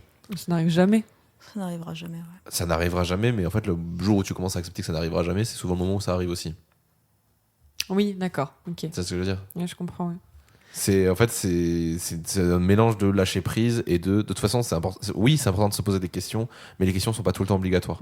Moi, je sais que c'est un gros défaut que j'ai, qui est de base une qualité, mais qui en finit par être un défaut, c'est que j'ai besoin d'avoir des réponses à tout. Oui. J'ai besoin de m'expliquer beaucoup de choses. Et ce qui fait que du coup, des fois, il y a des choses qu'on parlera beaucoup plus dans mon épisode, puisque c'est là-dessus où ça a pu être un défaut. C'est le fait de se dire, oui, non, mais en fait, là, je voulais pas une réponse, je voulais des excuses. Je fais, oui. Mais j'ai besoin de réponses. Je comprends pas. Moi-même, je comprends pas. Il y a des choses que je comprends pas ou j'y arrive pas. Et j'ai besoin d'avoir des réponses pour avancer. Et c'est vrai qu'aussi, des fois, de se dire, mais en fait, arrêtez des fois de chercher les réponses et juste prends ce qu'il y a à prendre, tu vois, tout en discutant. En fait, la communication est essentielle au questionnement. Et c'est ça qui, pour moi, rééquilibre du coup le fait de poser la tête et de plus poser de questions. Je suis d'accord. Voilà. Merci, Robin. Y a pas de souci, ça fera 30 €. Bravo. Et tout à l'heure, tu parlais donc de ton cheminement de pensée, de ton évolution, etc. Il y a des conseils que tu donnerais aux générations futures ou pas? C'est dur comme question, ça. Oui, c'est pas facile. Mais la vraie question qui est sous-jacente à ça, c'est quel est le conseil que tu aurais aimé qu'on te donne aussi. Aussi, ouais. Oui, c'est vrai que ça se rejoint vachement. Ah ouais, complet. C'est dur comme question, ça. Bref. Moi, c'est pas forcément des conseils que j'aurais aimé qu'on me donne, c'est juste qu'on m'en parle, en fait. Juste simplement qu'on m'en parle, et pas comme quelque chose qui fait peur. Parce que ce que j'ai pas mentionné tout à l'heure, c'est que moi, très tôt, on m'a expliqué ce que c'était un pervers sexuel. Genre super tôt. On parle pas de sexualité, mais on parle que du côté négatif. Parce que c'était un exhibitionniste et des trucs comme ça, quoi. Et quand je dis super tôt, c'est genre à 8 ans, je savais ce que c'était, quoi.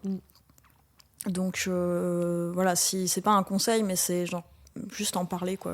Essayer de passer, de pas avoir honte et d'en parler avec des gens, et juste ça, je pense, déjà, moi, ça m'aurait aidé, en tout cas, d'en parler plus facilement, parce que à partir du moment où je me suis retrouvée dans des relations où je pouvais en parler, où je pouvais échanger sur ça tout de suite était beaucoup mieux, quoi. Où j'arrivais à dire, comment ça s'est passé, qu'est-ce qui était bien, qu'est-ce qui était pas bien, qu'est-ce qu'on pourrait faire mieux, tu vois, à partir du moment où ça s'est rentré, où j'ai commencé à avoir quelques relations où ça se passait comme ça, ça a débloqué plein de trucs, en fait. Donc, juste, faut en parler, quoi. Je suis bien d'accord. Pas grand-chose d'autre à dire que ça. De toutes ces réflexions que tu as eues, c'est quoi la dernière chose que tu as apprise sur le sexe? Ça aussi, c'est dur comme question. C'est pas forcément récent, mais c'est la dernière chose qui t'a marqué, que tu as appris. Que faut pas hésiter à dire non, quoi. Que c'est pas parce que... faut pas avoir peur de ce que l'autre va penser, en fait. Parce que moi, c'était ça beaucoup. Souvent, je dis pas non. Enfin, je dis oui à tout parce que j'ai peur que l'autre pense que je suis une sainte nitouche ou que je suis chiante ou que machin. Et juste, faut pas avoir peur de ça, quoi. S'il veut penser ça, il pensera ça et tant pis pour lui, quoi. Enfin, ou tant pis pour elle, ça marche dans les deux sens, d'ailleurs. Mais, ça marche pour tout le monde. Mais juste, ouais, pas... Enfin, c'est le dernier truc que j'essaie de me rentrer dans le crâne, quoi. C'est pas avoir peur de ce que l'autre va penser. C'est un bon conseil, je trouve. Merci. Et c'est quoi la question que tu aurais aimé qu'on te pose ? Ici ? Ou que tu pensais qu'on allait te poser ? Alors, je sais pas. Non, je sais pas trop. J'avais pas spécialement d'attente en arrivant. Donc, je savais qu'on allait parler sexualité, etc. Après, ça tiendrait qu'à moi, on pourrait parler encore pendant des heures de ça parce que j'adore parler de ça. Mais non, j'ai pas spécialement de questions qui m'ont manqué ou quoi. Et est-ce qu'il y a autre chose que tu aurais voulu partager avec nous ou pas ? Alors j'avoue que moi j'aurais voulu parler un peu plus de tout ce qui a trait à la manipulation parce que c'est un sujet qui me tient à cœur. Tu peux le faire si tu veux. Hein. Mais je sais pas trop comment aborder le truc parce que c'est un sujet qui est compliqué. C'est des relations qui sont complexes, qui sont difficiles à cerner quand on est dedans. Et c'est juste que voilà, moi sortant d'une relation comme ça qui a duré 1 an, ça me tient à cœur. Je sais que tu m'avais envoyé un message pour venir juste après l'interview de ma cousine qui elle avait balancé tout ça, mais dis-toi qu'elle avait quasiment presque 10 ans de recul sur la situation. Donc si tu veux, tu peux balancer quelques infos, tu peux effleurer certains sujets et prendre le temps plus tard d'y réfléchir. Et si vraiment tu le sens pas...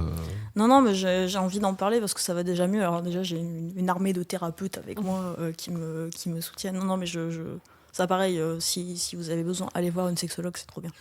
Genre vraiment les sexologues, moi j'ai mis du temps à m'y mettre, c'est parce que tu m'en as parlé que j'y suis allée. Et franchement, trop bien, quoi. Aucun regret. Donc je travaille dessus beaucoup avec elle. Et donc ça va, j'arrive à en parler maintenant un peu plus facilement qu'il y a 2 mois, quoi. Mais ouais, c'est des relations qui sont compliquées et c'est des relations... Pour parler juste du pan sexuel de la chose, c'est des relations où il n'y a pas d'intimité, en fait, bizarrement. Il n'y a pas de sens d'intimité où tu te sens bien avec la personne dans les relations intimes, où tu te sens... je trouve pas mes mots. Respecté, écouté. Oui, voilà, tu te sens pas respecté, tu te sens pas écouté. Et puis typiquement, nous, dans cette relation-là, après le sexe, il n'y avait pas de câlin, par exemple. C'est quelque chose dont toi tu as besoin. Oui. Ok. Oui. Mais parce que, il n'y avait pas ce petit truc intime, il n'y avait pas trop de bisous, il n'y avait pas de... On se voyait quasiment jamais nus. Voilà, il n'y avait pas tout ce package intimité que tu partages au bout d'un moment en couple, parce que c'est normal. Dans la plupart des couples traditionnels, on va dire, c'est normal. Et il n'y avait pas tout ce truc-là. C'était très froid, c'était très distant. Un peu glauque. Et ça pour moi, c'est un truc auquel il faut prêter attention parce qu'on n'en parle pas assez de comment ça se passe, de l'aftercare, et puis de comment ça se passe concrètement, sexuellement, dans les relations de manipulation.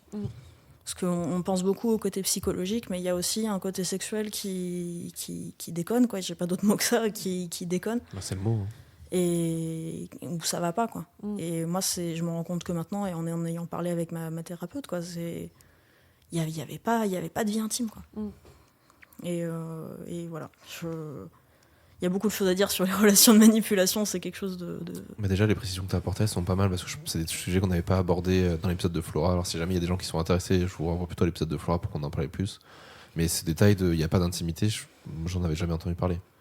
C'est quelque chose, alors d'après ma thérapeute, c'est quelque chose d'assez récurrent. Okay. C'est pas systématique, je pense qu'il y a des relations de manipulation où il y a quand même cet aftercare, etc. Mais c'est apparemment quelque chose d'assez récurrent tu te sens pas... t'as pas cette connexion, en fait, c'est ça, c'est vraiment le sens de la connexion que t'as pas avec l'autre. Mais t'as pas de... Ouais, tu te sens pas en pleine confiance, tu te sens pas... J'ai pas d'autres mots que intimité et connexion, en fait. C'est vraiment ça, c'est vraiment ce truc où t'es à l'aise avec la personne en face. Et nous, on n'avait pas ça du tout, et apparemment, voilà, c'est quelque chose d'assez fréquent. Tu vois, t'es étonnée par rapport à ça, et moi, pas tant que ça. Parce que... Pour moi, il y a la chose qui déconne... Alors, après, je parle de ça vraiment d'un côté très extérieure à ce genre de relation, parce que je considère pas en avoir vraiment vécu une, même si j'ai eu pas mal de comportements déconnants. Mais il y a ce côté, on ne récompense pas l'autre. Et pour moi, l'aftercare, c'est, entre guillemets, une récompense. Donc ça veut dire que là, tu viens de coucher avec ton partenaire et il se désintéresse de toi. Et pour moi, ça reste de la manipulation. Du coup, vraiment, c'est parce que c'est quelque chose dont tu as besoin d'être valorisé, tu as besoin d'être coucouné, tu vois, enfin, chez beaucoup de personnes en tout cas, et il y a vraiment ce truc de récompense, et c'est la personne toxique qui va décider de quand tu auras ta récompense, tu vois. Donc il va lâcher un compliment, mais après t'avoir pourri la vie pendant 2 heures, tu vois. Et il y a, pour moi, ça reste du coup logique dans le sens de la relation toxique, tu vois. Ou une fois qu'il a eu ce qu'il veut, il se désintéresse du truc. C'est ça.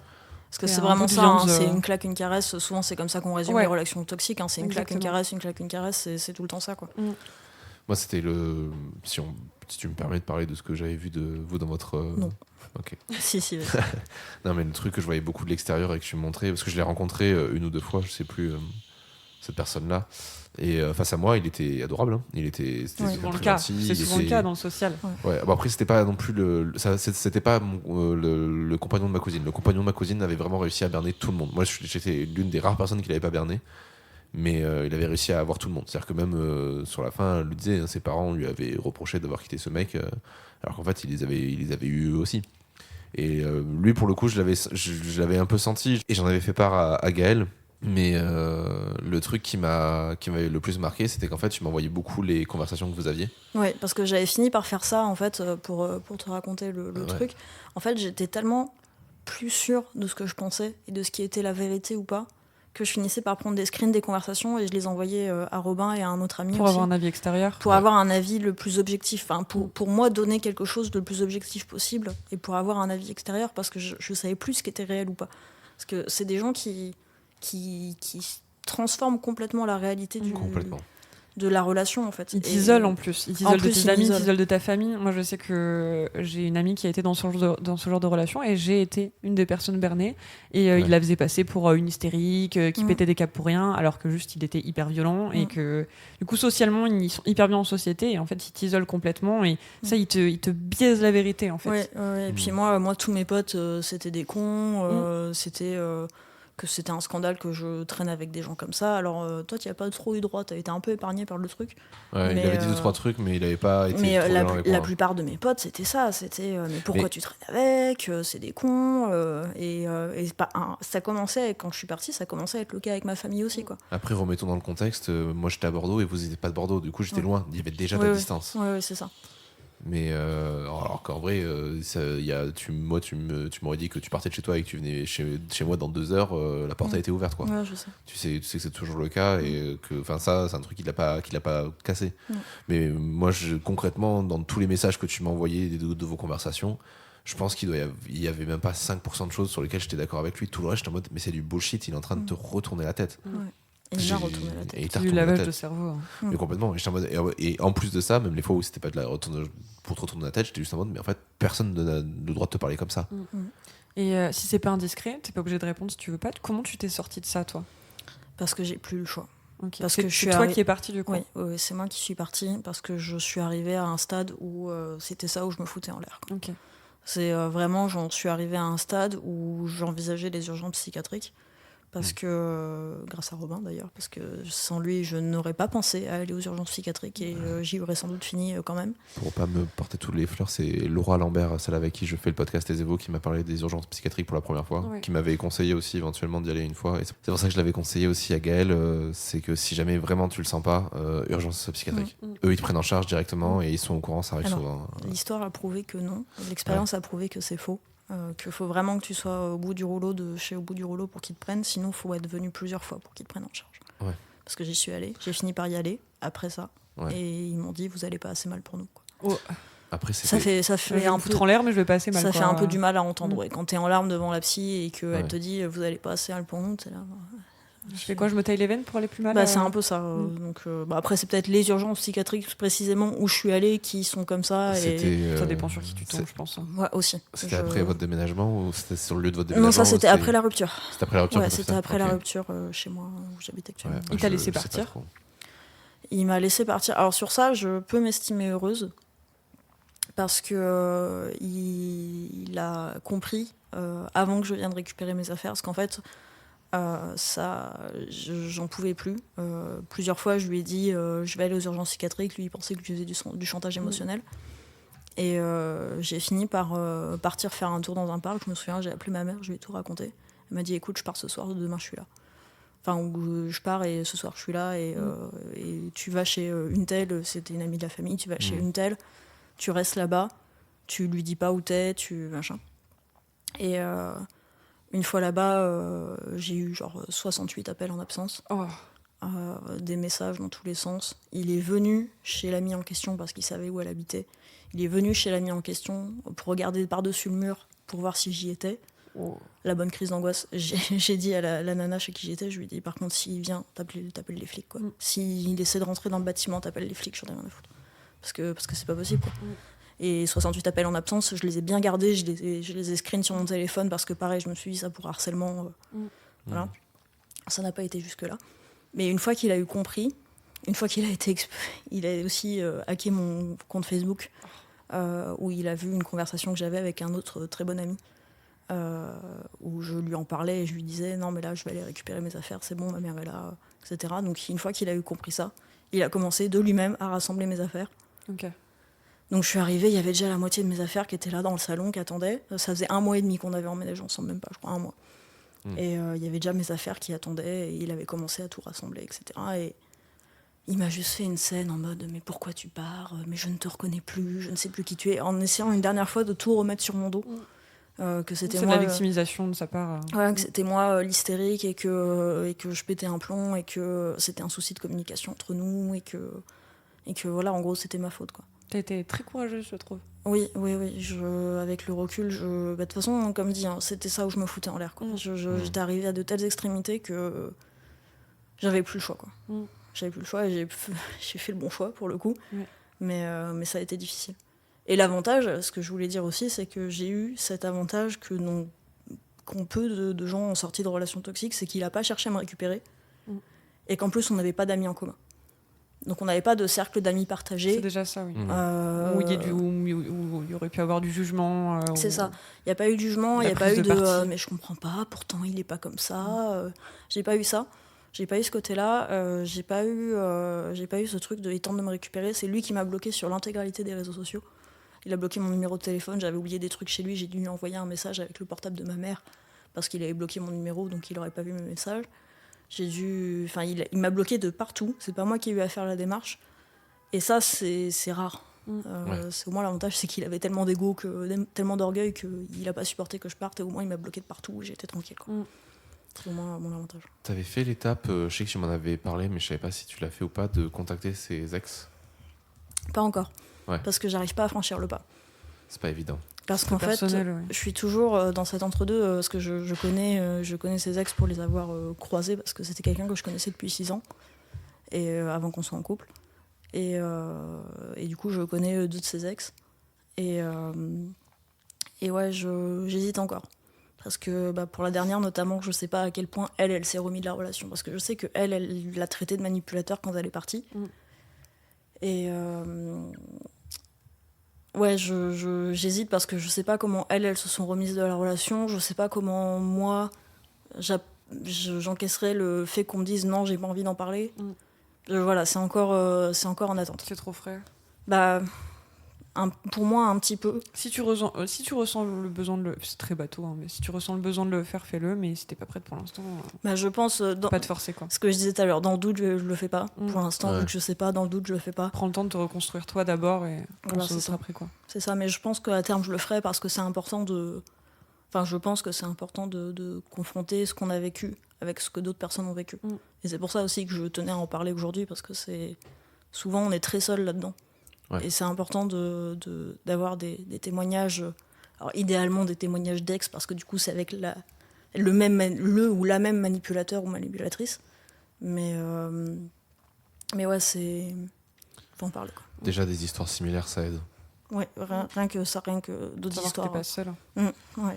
Surtout que pour le coup, alors moi je sais que ça s'est passé très rapidement, hein. C'était cet été et on s'était vu avec Gaël et mes parents pour Bordeaux Fête le vin, je crois. Je sais plus. Oui, c'était ça. On s'était vu. Ou la fête du fleuve, un des deux. Ouais, classique. Ouais. Podcast de Bordelais, bonjour.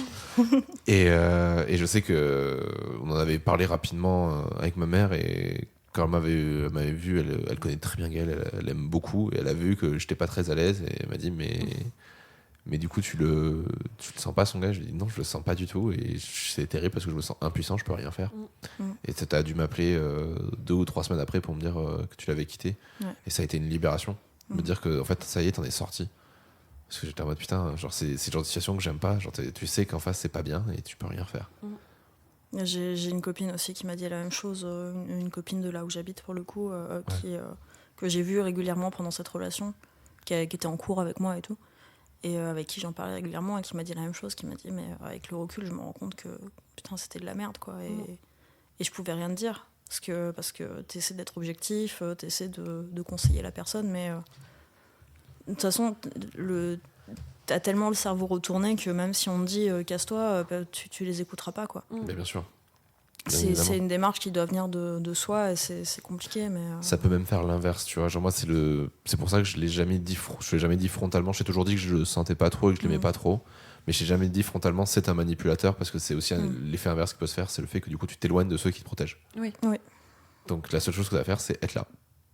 Ouais. C'était un peu du stress, mais c'est passé maintenant. Oui, maintenant ça va mieux. Merci d'avoir partagé ça avec nous en tout cas. Mais pas de problème. Je le fais aussi pour les autres. Ouais. C'est bien, ça parce me que important. si c'est ce que tu dis que... Si tu te dis que ça, t'aurais eu besoin de l'entendre toi, c'est important que les autres l'entendent aussi, je trouve. Pour moi, c'est vraiment... c'est pas facile d'en parler. Maintenant, j'ai plus de recul qu'il y a quelques mois. Mais pour moi, c'est vraiment important d'en parler. Et c'est vraiment important si ça peut aider des gens, en fait.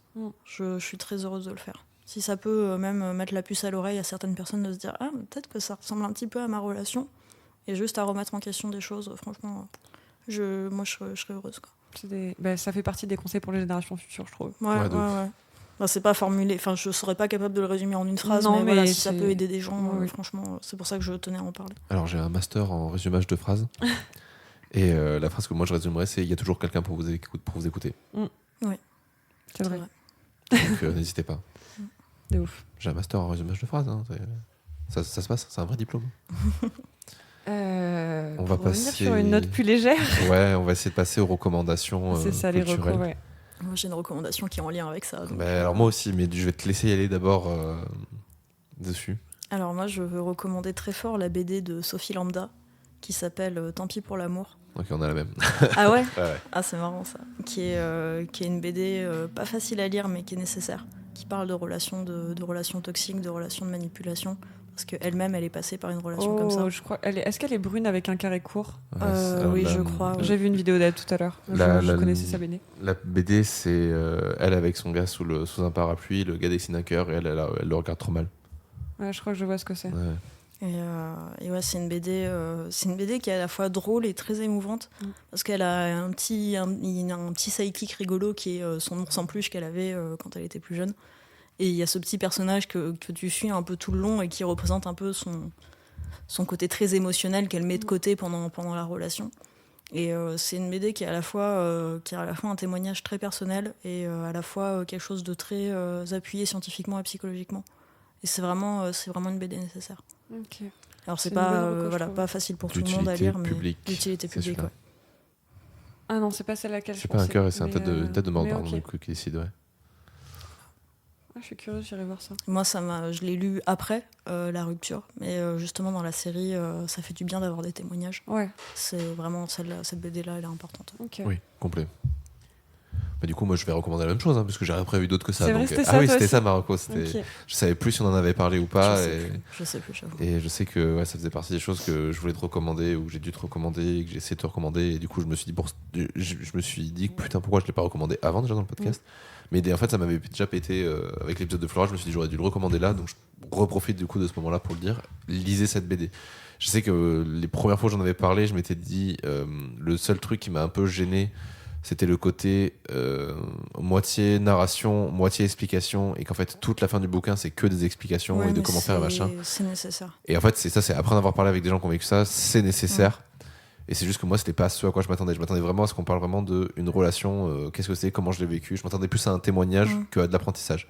Mais comme je pense qu'il n'y avait pas beaucoup de livres ou de choses qui en parlaient récemment, à part dans des trucs très formels, en fait, c'est l'utilité publique. C'est rarement par des gens qui l'ont vécu, en fait. Là, c'est ça qui joue aussi, c'est que c'est quelque chose qu'elle a vécu et dont elle est sortie.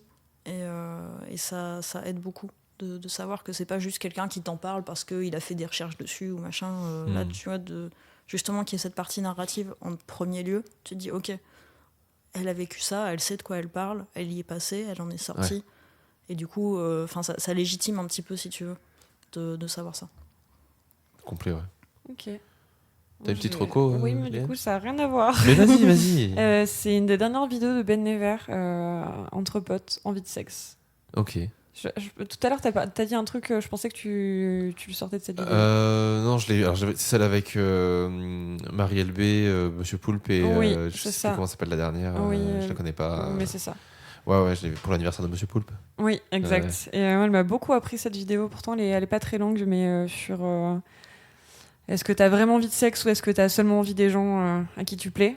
Ouais. Et je pense qu'elle est d'utilité publique, donc je vous l'ai recommandée parce qu'elle est vraiment très intéressante et elle fait réfléchir. Elle m'a pas forcément appris beaucoup de choses parce que tu vois, la plupart des choses qui sont dites dans ce podcast-là, j'ai l'impression qu'on le dit beaucoup aussi nous dans le nôtre. Moi, elle m'a parlé, enfin en tout cas ce que dit Ben, ça m'a parlé. Donc, ouais, alors par contre ce que dit Ben Never c'est très intéressant sur son passage à lui, mais c'est vrai que tu vois, alors j'étais un peu comme Monsieur Poulpe, j'étais en mode ok, j'ai appris beaucoup de choses du côté féminin plus. Mais c'est pas non plus des choses incroyables que j'ai apprises personnellement. Je pense que c'est bien pour un public jeune, qui est pas trop rentré, qui s'est pas encore posé ces questions-là. Si vous n'êtes jamais posé des questions sur la libido, c'est d'utilité publique. Si vous avez déjà posé un peu des questions, ça va pas forcément trop loin. Ça effleure le sujet, mais c'est toujours très intéressant. De toute façon, c'est toujours très intéressant. Pas se mentir, une vidéo de Ben Never fait toujours du bien. Oui, je suis d'accord. Voilà. Dernière question. Est-ce que tu aurais une musique à nous recommander pour Alors, pour quel contexte? Alors là, c'est toi qui la sexualité. Cadence de Thérapie Taxi. Ah oui. Je sais pas si je sais pas si elle est déjà passée. Elle est pas déjà passée, mais alors je suis très contente parce que personne ne conseille Thérapie Taxi alors que je suis très très très très fan de Thérapie Taxi. C'est une de mes musiques préférées. C'est étonnant parce que pourtant elle est, enfin c'est même pas connoté là. Oui non, elle est incroyable. sais que Thérapie Taxi, c'est une de mes musiques préférées, elle est ouf. Thérapie Taxi se prend un peu le bashing que s'est pris Fauve à l'époque, c'est qu'il y a les gens qui adorent, il y a les gens qui détestent, et dans les défauts qui sont reprochés aux gens qui détestent, ils disent c'est mal écrit ou c'est des trucs débiles. C'est pas vrai. Et en fait, ma mère m'a souligné un truc très intéressant parce que ma mère adore Thérapie Taxi. C'est vrai. Je te jure. Une belle personne. Et mais bien évidemment, une personne extraordinaire qui n'écoute pas ce podcast, malheureusement, elle n'entendra pas tous ces compliments. Enfin, quoi que j'ai retâté le terrain, je lui ai dit on a déjà invité la maman de Léane, est-ce que ça te dirait de venir? Elle m'a dit je vais réfléchir. Je pense pas qu'elle viendra, mais. Il y a la réflexion derrière. Il y a la réflexion derrière. Je lui ai dit juste écoute l'épisode de la maman de Léane. Après, je me suis dit je ne sais pas ce que j'ai raconté dans ce podcast, elle va peut-être découvrir des facettes qu'elle ne devrait pas découvrir de moi. Mais il m'avait dit, en fait, ce qui est gênant, je crois, chez dans Thérapie Taxi, c'est que c'est quand même l'histoire d'une femme qui raconte qu'elle prend du plaisir et qu'elle aime ça et qu'elle s'en bat les couilles. Pas dans toutes les chansons. Pas dans toutes les chansons. Pas dans toutes les chansons. Oui, mais elle le dit dans certaines chansons. Elle le dit dans certaines chansons. Et sa théorie, c'est ça. Parce qu'exemple, elle en avait parlé avec un ami à elle qui lui avait dit, moi, j'aime pas cette meuf, j'aime pas du tout, elle est beaucoup trop sexuelle. Et t'es en mode, mais pas du tout, elle est pas du tout sexuelle. C'est quoi cette remarque Et en fait, ce qui le gênait, c'est qu'elle pense que ce qui le gênait, c'était que c'était une femme qui prenait du plaisir et qui l'assumait. D'accord. Et je pense que c'est un truc qui dérange beaucoup de gens. Bah, bien évidemment, mais c'est ce que tout le monde aime dans Thérapie Taxi. Et je pense que c'est un truc qui dérange beaucoup les gens dans Thérapie Taxi. J'ai un tatouage en rapport avec une chanson de Thérapie Taxi. Oui, il est très joli en plus. Oui, je le montrerai après. D'accord. Et voilà, et ben très bien, on va pouvoir terminer ce podcast. Merci beaucoup Gaëlle d'être venue. Merci. De rien, avec plaisir. C'était un épisode intense. Oui. Mais très important, je pense. Et je suis très content de l'avoir fait. Je suis très content de l'avoir reçu. On essaiera de te recevoir peut-être une autre fois dans un podcast plus léger. Avec plaisir. Quand ça ira un peu mieux. Tu nous diras. Avec plaisir. Dans un an, on refait la même. J'allais faire un truc, mais en fait, du coup, non. J'allais dire, où est-ce qu'on peut te retrouver éventuellement pour t'aider à faire de la promo? En tournée dans toute la France. vu qu'on reste anonyme. Oui. Ben voilà. Ben écoutez, je vous souhaite une bonne soirée à tous. Merci. Merci. Léane, je te dis à bientôt pour un prochain épisode. Robin. Au prochain épisode 2. Toujours dans les bons coups. Oui.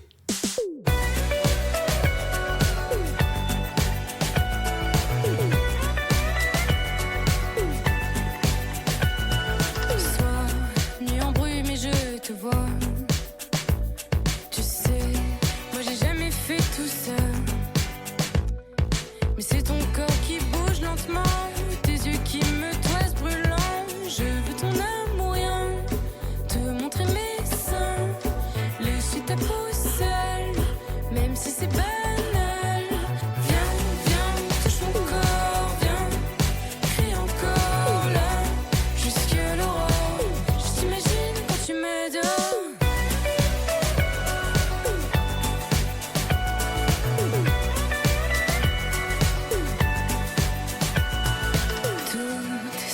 laisse autour de toi.